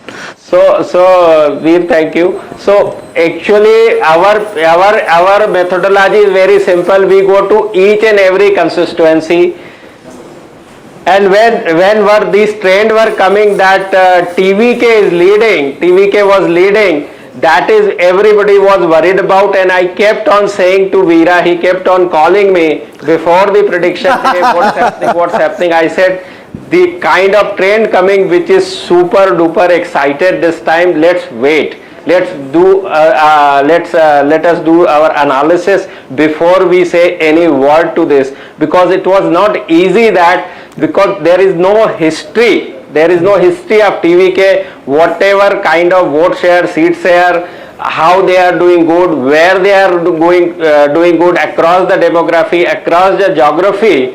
But all we could see that the youth, 18 year of age to 39 year of age, he was scoring more than 50% vote. The other side were splitting, the other 50 side votes were splitting into DMK and AIDMK. This was the first. Pradeep ji, आप अपना तो खाते रह रहे हैं और ये cake भी काट रहे हैं.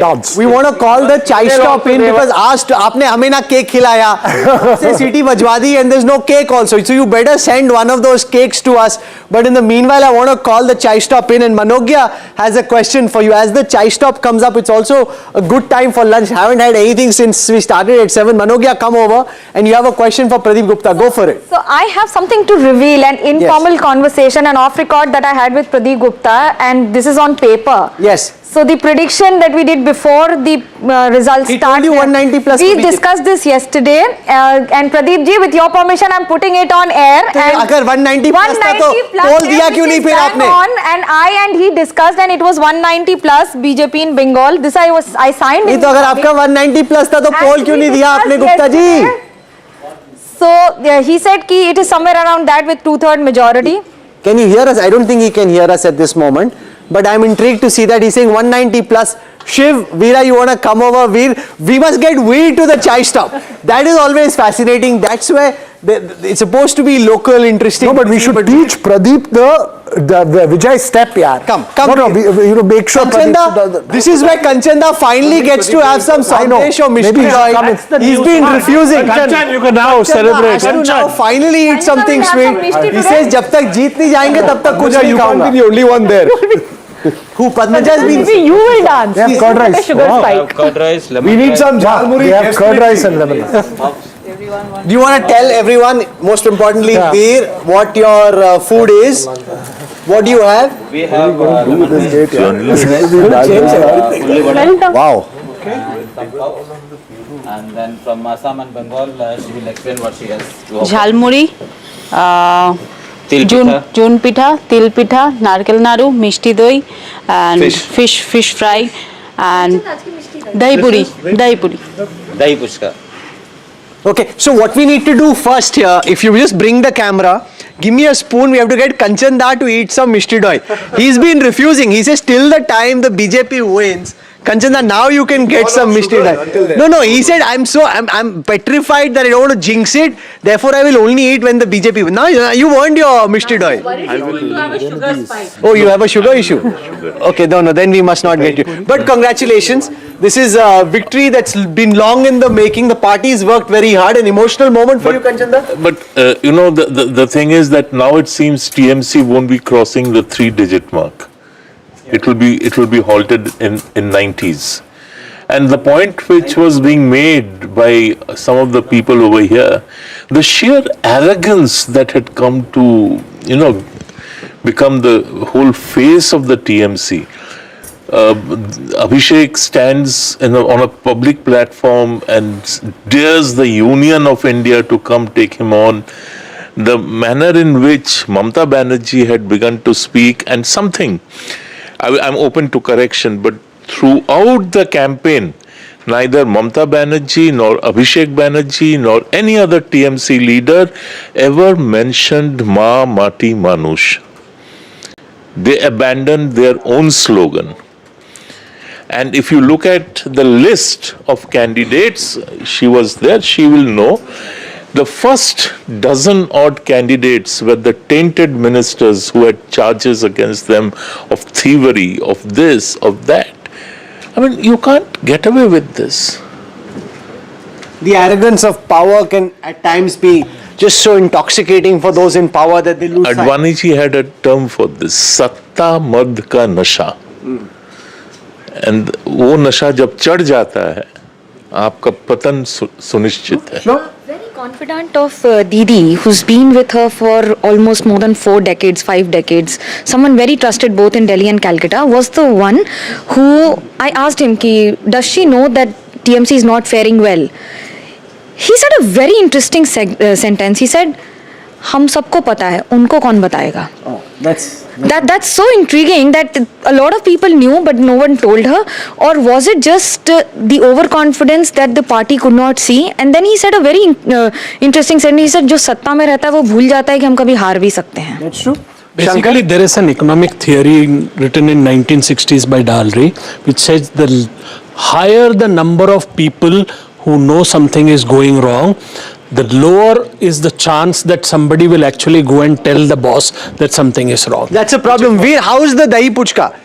Anyways, धुआं निकल गया वीर का लगता है. I recommend it heartily. Really? It's really good. It is? And unlike everything else, she's making it fresh in front of us. Nice. If Veer likes it, then, congratulations. Well done. That's a tough one to try and win. No, but this defeat for the so-called secular opposition, and what that means for national politics, Veer. I think it proves that the BJP, in many ways, outside of South India at least, is unstoppable. But also, we'll talk about this at night, but I think there's always been a conflict. Even so-called secularists have complained about the fact that Mamata has been dictatorial, that there are gundas, that there is a pro-Muslim policy to the detriment of Hindus, but everybody's kept quiet about this because they felt she's the last hope of stopping the BJP. So there's been this interesting little double act on the secular side, saying whatever else she is, at least she's anti-Modi.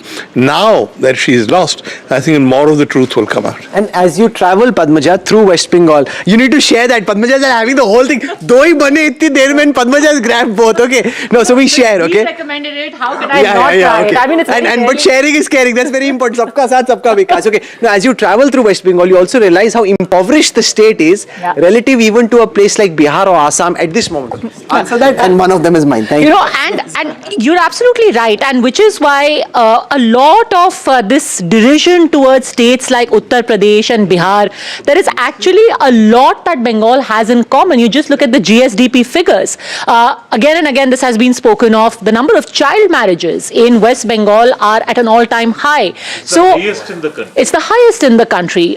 FIRs are not registered. And again, this was, I think, in my limited takeaway from Bengal, this was an emotional election. Everyone, and we spoke about it earlier, there was almost, the people when they spoke, it was an abhi nahi to kabhi nahi moment, where people had been suffering for a variety of reasons. Everyone had their own reason. For some, it was about crime increasing. For some, it was about the safety of women. For some, it was just the impoverished state that they were in. And I say this not just, because people are thinking this is a communal, polarized election.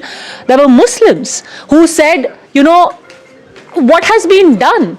In Mothabadi, where that entire thing over SIR happened, more than SIR, people were saying, सड़क क्यों नहीं बना रहे हो यहाँ पे? एक college बनने वाला था, कब बनेगा यहाँ पे? And a TMC guy was taken on by a local Muslim who said कि तुम मेरे को बताओ, तुम यहाँ आकर के जो सारे TMC की पैरवी कर रहे हो, क्या किया है तुमने?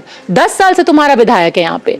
And we see this reflected in the result. So everyone had their own trigger, but people this time voted simply because they had had enough. So this 1500, 3000, all of that perhaps was secondary, and you know, the cherry on top, but this was an emotional election. Which of the food is from the south? Yeah, we'll go on. You said this on Wednesday.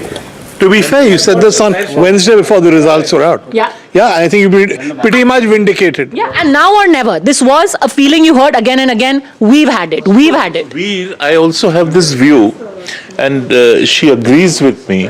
The Muslim vote in Bengal was split three ways this time.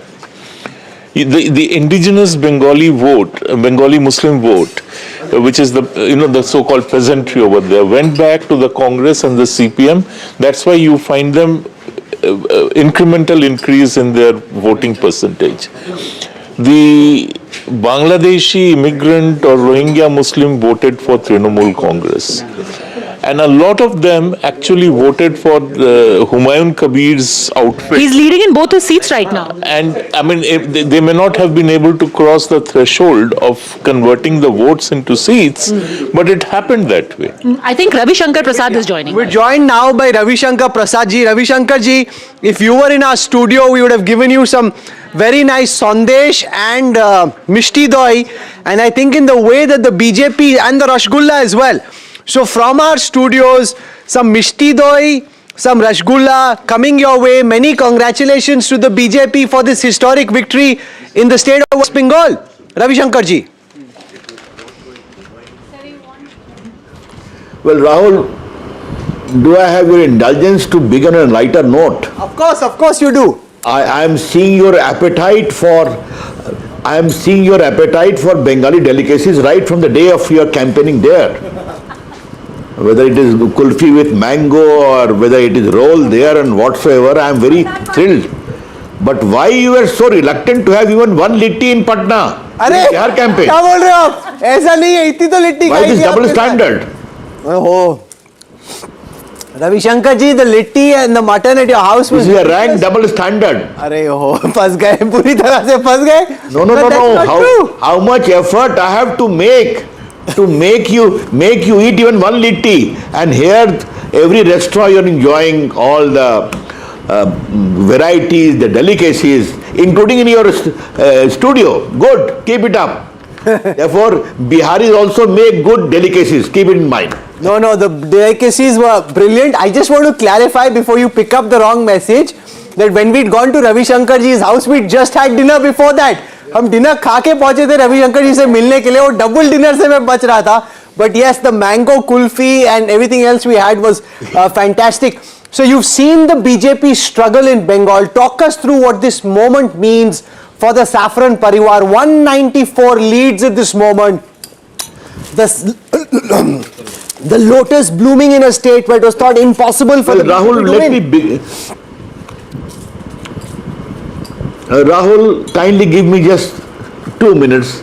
Today is a very emotional day for us. Bengal is the birthplace Karmbhumi of Shyama Prasad Mukherjee, our founder leader, who sacrificed his life for the sake of country's unity. He entered Kashmir without permit and told his young secretary, go and tell the people of India at the Jammu border when he was arrested, I have entered inside Jammu and Kashmir without a permit. His young secretary, Atal Bihari Vajpayee. And from there, BJP is having a decisive victory. It's a very emotional moment for us.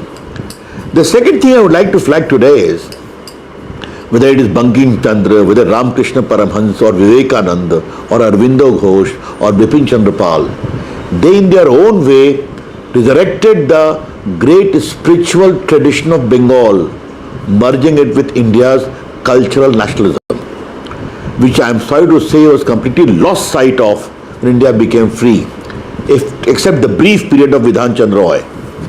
And the left mercilessly finished it, and Mamata ji surpassed even that. So therefore, I must name him. Samik Bhattacharya, the president of Bengal BJP, is a good friend. We have worked together for long in the Yuva Morcha of the party. He said, Ki hobe, Samik Babu.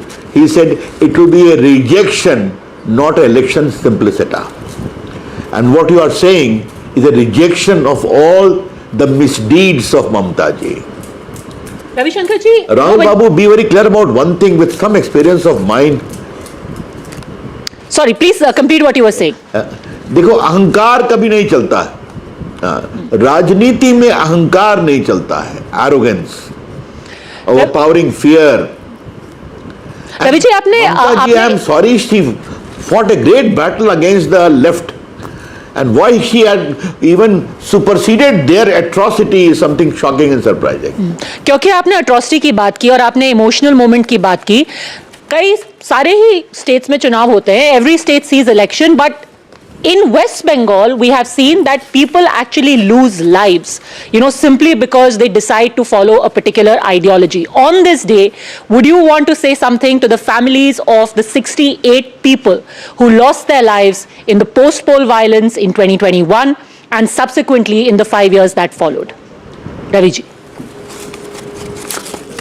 My deep condolence to this, Padmaja, but I have visited Bengal as the leader of delegation of MPs to inquire into the atrocity during Gram Panchayat elections. I have gone to Sandesh Khali. Today let me tell you, I had gone to a village where a BJP leader's family was so mercilessly attacked. Even a Bahu who was in a family way started crying in my arms. She was so badly beaten. I have seen those. In a tribal village we went, not even a single one was there because they were threatened. Except one Bahu, I told her, Ekhine ashon, kami bolbo ki. All those we have seen in Sandesh Khali are not being allowed to go. But for the CRPF presence, and the moment we went there, thousands of villagers came crying to us. There was fear, there was atrocity, there was terror in the hinterland of Bengal. And our good friends, the Bhadralok in Calcutta, they used to say, kindly allow us to vote to the booth and then see the result. Many industrialist friends of mine have told me, I will not name them, कि हमारे voter slip को वहीं छीन लेते हैं. ये था Bengal, and you all must have seen it. Today it is a matter of great pride that people of Bengal have spoken. The PM, the trust on PM leadership, bharosa on Modi ji, an extraordinary management and assurance of courage given by Amit Shah ji to all the people. We are with you. And a trust, I think a test also of that. All this is combined together. Ravi Shankar ji, Shiv Arur here. First of all, a big congratulations to you and your party, sir. My question to you is about, the language that the Trinamool has often used about outsiders, about Biharis in particular. Disparaging terms have been used, like gutkha eaters have come to, defile the culture of Bengal. What would you say? You are from Bihar, sir. What would you say to those prominent faces in the Trinamool who used that kind of language today? What is the message to them? My reply is very simple. Who are talking about it? Who cry hoarse कि संविधान खतरे में है. An Indian constitution permits one citizenship and the constitutional fundamental right of the people to settle anywhere. They were talking about it. But why Bihari only? Have they spared the media? Have they spared the judiciary, by the way? How many judicial officers were gheraud and kept in bandhak for 7 hours? But for strong language by the Supreme Court? To beat the media, beat the people, beat in some way the judiciary. What used to happen by Trinamool lawyers in Calcutta High Court? The Calcutta High Court used to say, sorry, we cannot hear this case. All these things are so well known. Therefore, it was fear everywhere. And a lady leader who has fought so aggressively against the fear of left surpassed even that. Ugly, terror. I'm very, Mamata ji was minister with us in the Bajpayee government, and she could dissent like this is a matter of great shock. But people have spoken, and it is a matter of great moment that Bengal today is going for a tectonic shift. We are very happy about it. Ravi Shankar Prasad sir, Veeraraghav here. Let's just go beyond West Bengal alone. two major regional forces which have dominated the opposition. The TMC and the DMK have been undone today. DMK, of course, undone by the Vijay factor in Tamil Nadu. What's the big national import? These are two regional parties which defined themselves as custodians of that regional identity and have said that the narrative that they had constantly used was that they were the barriers to the BJP from entering those states. What's the big national takeaway both for the opposition and for the regional versus national narrative that's been built in this country? Well, that's a very good question. It is again a reflection of the changing mood of India. Aspirational India is rising. Enough of regional sentiment. If you can't deliver good governance, tata bye-bye. If you can't give a good civil life of development, tata bye-bye. That is very important. And you know how I see India, I have been in charge of Tamil Nadu also, I have worked in Bengal also. This great change which is happening, in which television has played a role, films have played a role, social media has played a role.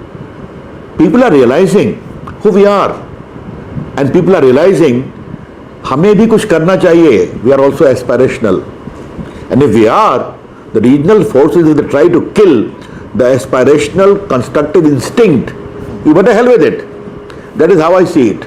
It's a very healthy sign for the country. Okay, healthy signs. Before I hand the phone over to Manu, to stay, they are most welcome. Okay, before I hand the mic over to Manogya, quick question.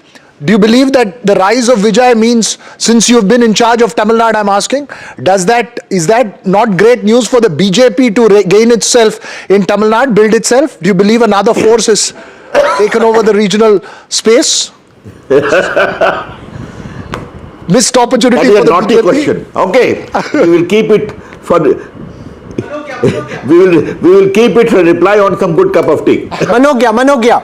Ravishankar जी आपसे पूछना चाहूंगी कि just wanted to ask you on what is your take on the win that BJP has had vis-a-vis the loss of TMC. Why I'm asking this is perhaps historic, and what does this history making mean for you as a leader who's been multiple times to West Bengal in the past also? You know, Manogya, first of all, you must understand, you have followed Bengal politics quite closely, I know that, Manogya. You cannot discount the hard work which the BJP organization has done. The RSS people, the BJP worker, the suffering. I remember in North Bengal also I have visited. कितनी पिटाई की थी, मैं hospital में गया था. एक driver हमारा कार्यकर्ता था, उसकी पत्नी लिपट के रोने लगी. दीदी बोलती है चुनाव आयोग ने आपका साथ दिया इसलिए जीत हो गई. All those workers today. So today is the day for me to salute the sacrifice of all those workers. उनके गांव में मैं गया हूं, देखा हूं, तो उन सबों ने जो मेहनत की है और बाकी जो हमारे प्रधानमंत्री, गृह मंत्री, संगठन ने जो मेहनत की है, उसका बहुत अभिनंदन.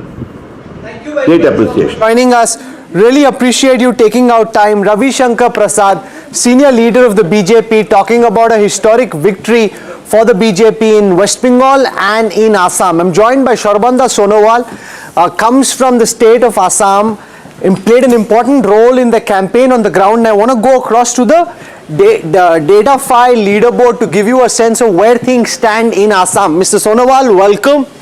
You've been able to bring the BJP back to power in Assam in a very, very significant way. Winning a majority by itself, the BJP at 99 seats in its alliance and the BJP by itself at 81. This is history in a state where many thought that the BJP originally could never win. Many congratulations, Mr. Sonowal. Thank you. And like particularly for this victory, we sincerely extend our heartfelt gratitude to the people of Assam because of their sympathy, support, because of kindness and blessing, and we could able to achieve that particular target. And I believe in the whatever like in the last 11 years under the leadership of Honorable Prime Minister Narendra Modi ji, good work has been done in the state of Assam, and also under the leadership in the state of Dr. Himanta Biswa Sarma as the Chief Minister. So people of Assam, every section of the people of Assam got justice, social justice and equal economic upliftment. And that is why they firmly believe that if BJP is there, peace is there, progress is there, prosperity is there, dignity is there, and particularly the people of Assam, their identity, land, the culture, their heritage, their language, and above all, their self-respect. Everything will be well protected, and with this firm belief, they have again brought BJP back to power. One of the highlights of the victory of the BJP in Assam is the complete decimation of the Congress in Upper Assam. The land which used to be the bastion of Tarun Gogoi, now the Congress winning only 2 seats over there, the BJP at 33. So much so that Gaurav Gogoi lost on his own seat. Gaurav Gogoi losing, what's the message? The man who led the campaign, you tried to make this happen in Jorhat in the Lok Sabha election. It didn't happen then. It's happened now. Hitendra Nath Goswami of the BJP winning against Gaurav Gogoi, the man who was leading the Congress's charge, Mr. Sonowal. Yeah, look, Congress is a lost credible force here, because in the last 55 years of their regime, whatever misdeed they have committed to the people of Assam, and ultimately whatever corrupt practices, whatever wrongdoing they did, and ultimately which has resulted Assam to stay in the back foot, and because of their all kind of misdeed, that is why the people of Assam will never excuse them, never forgive them. This particular blunder they have committed, they will have to face the penalty, and that is why this time also people of Assam have totally rejected them, their Congress and its allies. And they know that if Congress comes, again corruption will come. Congress comes, there will be unrest will come. Congress comes, it's broken of the law and order situation. And Congress comes means like a sense of insecurity to the life of the people. So that is why people of Assam, for the greater interest of the state and the country, denounced Congress and its allies and brought back BJP for the 3rd term, and it a massive mandate. And Padmaja Joshi has a question for you, Minister. Padmaja. Exemplary, Sonowal जी, ये बताइए कि आपको straight of Hormuz से ships निकालने में ज्यादा तकलीफ हुई या इस इलेक्शन को लड़ने में? कौन सा ज्यादा आपको मुश्किल लगा? What did you find more difficult? देखिए दोनों ही देश की जनता की हितों के लिए हमारे जो फर्ज बनते हैं वो फर्ज तो हमको निष्ठापूर्वक निभाना ही होगा।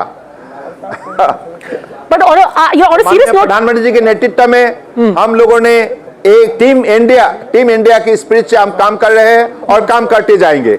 On a serious note, I want to ask you, Tarun Gogoi was the doyen of the Congress in Assam. The fact that Gaurav Gogoi loses in a place like Jorhat, what happens to the legacy of Mr. Gogoi and the Congress in Assam? Look, like Gaurav Gogoi being the leaders of the Congress party, he did have connection with the commoners in the state of Assam. So he doesn't understand the local sentiment, local kind of people's expectation, because he didn't have interactive session with the commoners like poor and the youth and also the farmers and tea laborers, because in the state of Assam, if you want to create ground, then you will have to have strong basis, strong support. So he was only confined with the Congress leadership. It was a top heavy. It was a kind of top heavy. That is why they have failed. Shiv has a question from the minister. Shiv. Minister Sonowal, Assam was one of the elections where most people were predicting things would go a certain way. But I want your sense of what you think the national impact of these 5 elections is going to be, particularly Tamil Nadu and Bengal. What according to you is the big national picture? What has changed, sir?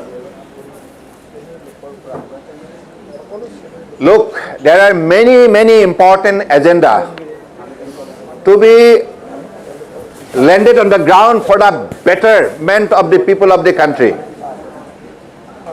and for the speedy growth of the West Bengal and Tamil Nadu. The people of both the states have decided to bring, like, BJP, and also trying to give space.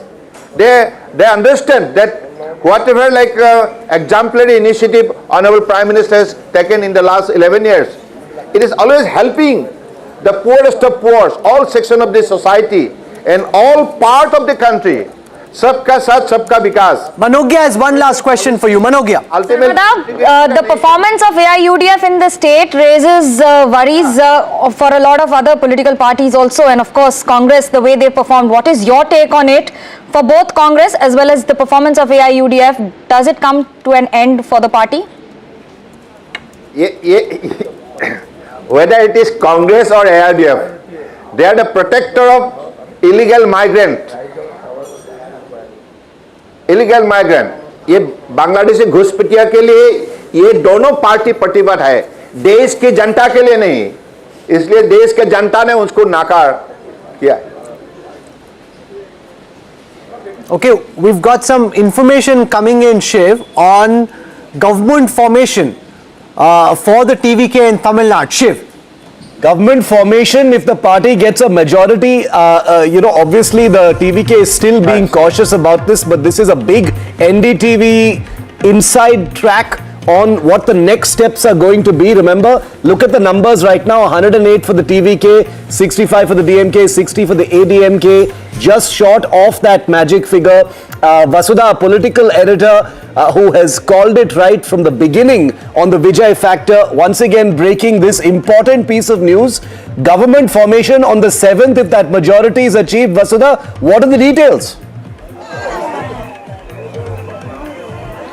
Well, what we know is that it's going to happen, but yes, what we also know is that Vijay, the TVK chief, is also not ready to come out of his house right now, because he's waiting for all the finalities, all the formalities to be complete. He wants to be very sure of the numbers, Shiv and Rahul, and I think that's why all these fans who have come to, Panayur TVK office are also waiting to hear from him, and they've been told that he would be here somewhere around 7 to 8 p.m. today. Let me just get you a glimpse of that question that you were asking me.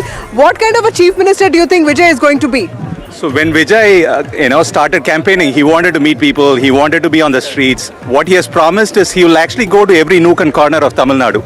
And that's what we are expecting. He will be an accessible chief minister. Even the party office is not open. How do you expect the chief minister to be accessible? We always need to hope for the, hope. Exclusive at this time to the Union Information and Broadcasting Minister, IT Minister Ashwini Vaishnav, now joining us live at this time. Minister Vaishnav, welcome. You played a role in the BJP's campaign in West Bengal, travelling often to the state. The BJP 193 in a state that people thought was impossible for the BJP to win. Minister Vaishnav, welcome, sir. Congratulations to you and congratulations to the people of Bengal. How do you think this happened and why, given the fact that Mamata Banerjee tried as hard as she could to hold off against the saffron surge? To what do you attribute this big victory, Minister? Three big factors. One big factor was the atrocities on women, which was so clearly visible during all the visits and during all the feedbacks that we were getting. Huge amount of atrocities on women. It was quite common for women to be intimidated, their menfolk being badly treated. So many things were there. RG Kar and Sandesh Khali were bigger phenomena, but it was so widespread that people across the state were kind of trying to find a way out of this. Second big thing was major lack of development. Each and every project was kind of stranded. Look at the case of Kolkata Metro.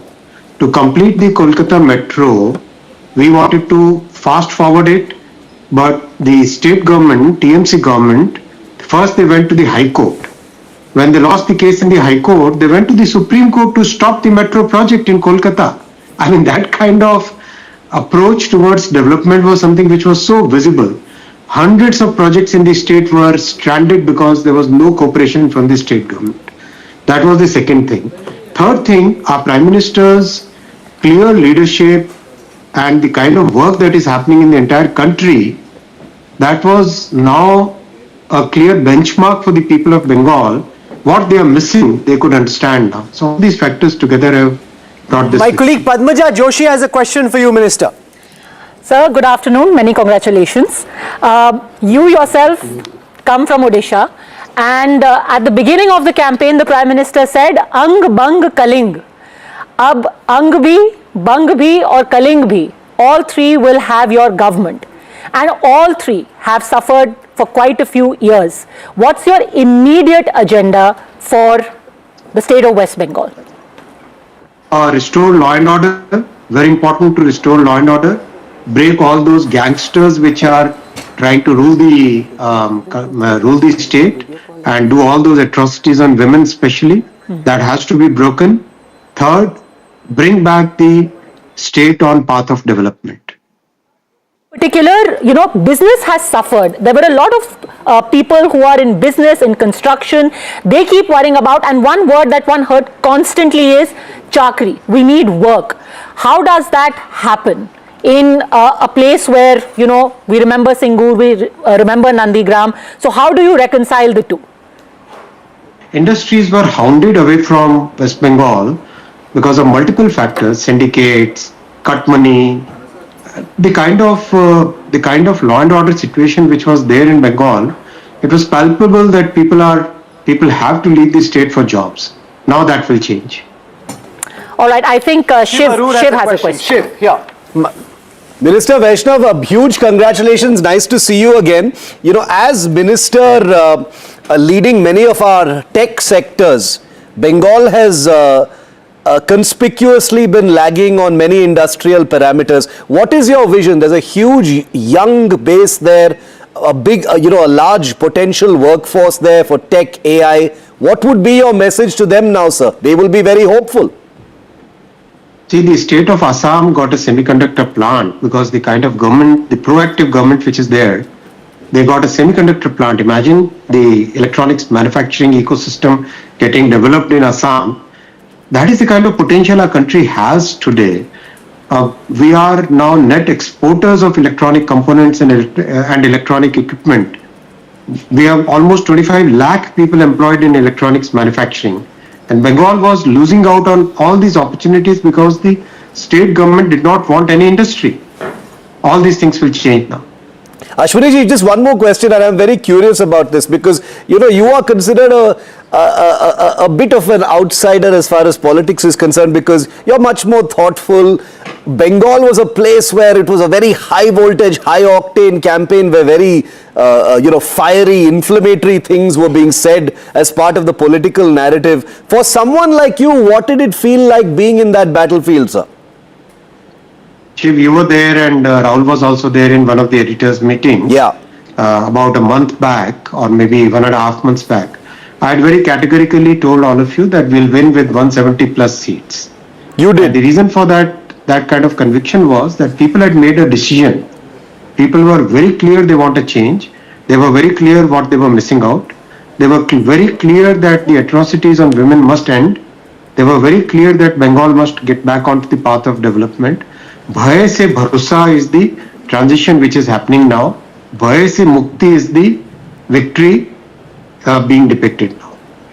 Manogya Doibal has a question. Manogya. Namaste Ashwini ji. Just a small question. There are a lot of railway projects that have been pending, including the metro project of the city itself and the timings that were to be changed for Kolkata. What should the city and the state expect as the first three things from your ministry in railways as well as INBA? First, bullet train will take to Siliguri. That's the first big project we'll take from Patna to Siliguri, the bullet train. Second, Kolkata Metro we will now complete because as I told, the TMC government went all the way to Supreme Court to stop the project. And now that factor will be out, so we'll be able to complete the Kolkata Metro. Third, there are about 80 plus projects which are pending in the state because the state government was saying no to those projects. Now we'll be able to start many of those projects. Thank you so much. But you have many problems. Like, this is the only state which has the land ceiling act still, Mantriji. This is also a state where incentives are given, then the incentives are taken back. So there's also a problem with very small fragmented land holdings and therefore the challenge with land acquisition. How does the BJP intend to deal with these structural issues when it comes to industrializing Bengal? Where there is a will, there is a way. It's possible to do things if the intent is right, if the will is there, then it's possible to do things. You have seen how Chenab could be built by Prime Minister Modi ji's government. You have seen the most complex projects which have been delivered in the last decade. It's a question of willpower. It's a question of political will. Sir, what do you make of the results in Chennai? Vijay superstar winning close to a full majority. As you process the victories in Tamil Nadu and in Assam and in West Bengal, what do you make of Tamil Nadu? In case of railway projects, we had only 3 states where states were opposing the projects. Kerala, Tamil Nadu and West Bengal. All the 3 places the governments have lost. So, Veera Raghav. Sir, as you make that point, this is the last decade has been defined by this,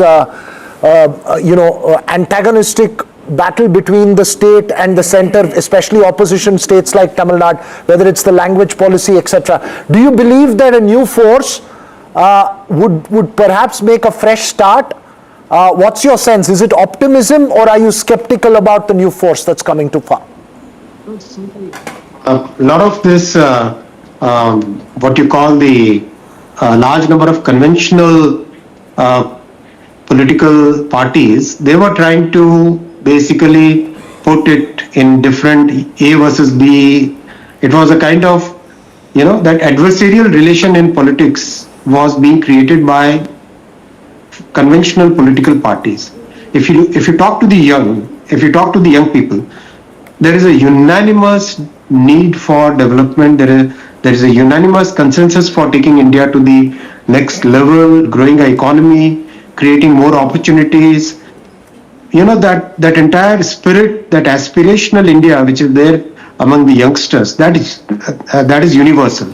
I think that spirit which is winning now, and that old politics of putting one against the other is going away. Thanks, Rahul. Thank you so much. Thank you so much. Really appreciate you taking out time. Ashwini Vaishnavji, many congratulations on this big victory. And, the lotus blooming in a state, Kanchandao, where it was thought impossible, is a big victory. This is a significant day in the annals of the BJP's history. I was just thinking, in a way, in a manner of speaking, this is homecoming for the BJP. It has sort of won an election in a state where the idea of a Hindu core political party, political organization took shape. And I'm not referring to either the BJP or the Janasangh, but the Hindu Mahasabha. And people forget, but in elections subsequent to 1952, the Hindu Mahasabha would win seats in Bengal. And one of them was famously Nirmal Chatterjee, father of Somnath Chatterjee, the great Marxist leader. Sir, can I just for a moment go across to Harsh Goenka? He's joining us now. He's put out a post earlier today saying industrialists are thrilled with the result. His family comes from Kolkata. They'd left, one part of the family is still there. He's moved now to Mumbai and elsewhere. Mr. Goenka, welcome. Do you want to summarize what you think is the feeling amongst business communities, families like yours that trace their roots to Kolkata, and how you process this result in West Bengal? Mr. Goenka. I've spoken to a lot of businessmen today, and there is a general sense of euphoria that it's great news for the business community. There will be a shift from welfare politics and dole to sustainable economic development in the state. There is a general feeling that now there will be an industrial revival, and there has been a fair amount of migration that has taken place. There would be a reversal of that, and for growth, one needs less of local tensions and societal cohesion. which will come.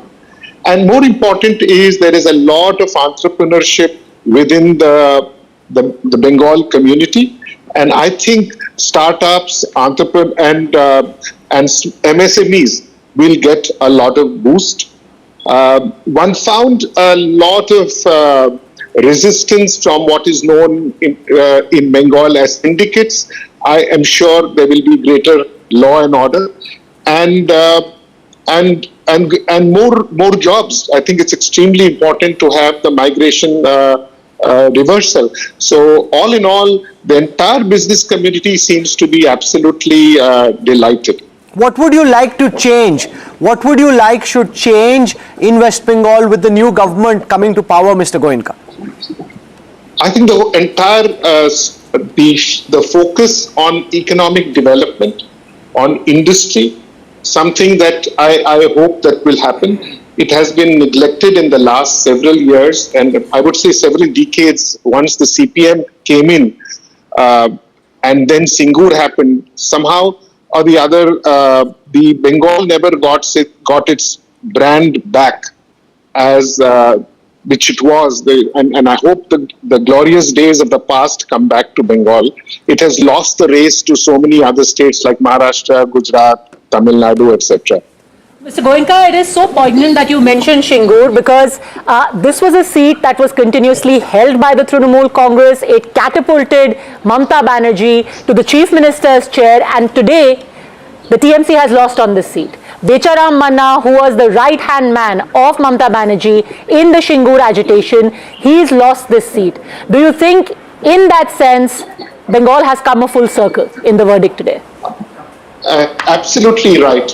It has come a full circle, and people in Bengal are looking for employment. They are looking for better opportunities, better economic growth. So it's extremely vital that the state comes back to its old glory. We leave it over there. I know you don't want to get involved in a hectic political conversation, but we leave it over there. Many business families had to leave Kolkata, not just during the Trinamool rule, but going back as well. They, of course, would be delighted with the fact that the government has changed. Thank you, Mr. Goenka. Kanchanda wants to make a point. Thank you, sir. Very quick comment on what Harsh Goenka said just now. Of course, I mean, whatever he said makes eminent sense. I mean, do things fast, do things in a way that there are sustainable jobs, etc., etc. But we must also remember that a large number of so-called industrialists, they were severely compromised by Mamata Banerjee's government, if not she herself. And I don't wish to get into names or talk of individuals, but to get them out of that situation, to get them going again, would be quite a task, and that is one of the things they have to attend to immediately. Rahul, coming back to the results as such, now it increasingly seems that Mamata Banerjee will not be able to cross the 3-digit mark. Exactly. Now, this is something which I don't think she ever imagined in her worst nightmare, that she could be dumped in such a manner. In fact, after our non-stop coverage now, we have to take a very quick break at this point, but we'll come back to what Kanchan Gupta is saying. There's a big breaking story which we'll talk about after break. Veera and Shiv mighty excited about it because apparently the Congress is getting into dialogue with the TVK. TVK is a little short, they have to get the rest. So how do they get it? Where do they get it from? So kahani mein twist, there's much to go still. Raveen also everyone wants to talk to TVK, but nobody knows where Vijay is. That TNP and Congress should be hiding their MLAs in a resort. No, absolutely. He needs 10 for a majority. He can take them away from the Congress. No, but I'm telling you. So we'll slip into a break. Lot to talk about. Can the Congress lose its MLAs? That's what Jem is. Take a resort politics now. Okay, coming back on the other side of a quick break. Stay with us.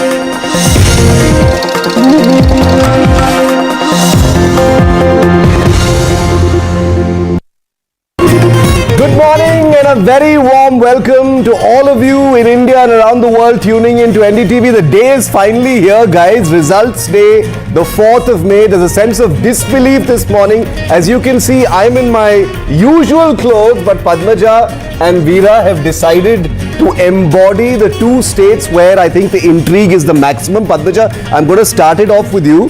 I don't think you've slept last night. I haven't. I actually slept. haven't. Veera slept very well, by the way. I put my phone on silent and went to sleep. The way you're dressed and crisp you're looking this morning, I know how well you've slept. But Padmaja, let's start it off because we've got a lot of breaking images coming in from the two big states.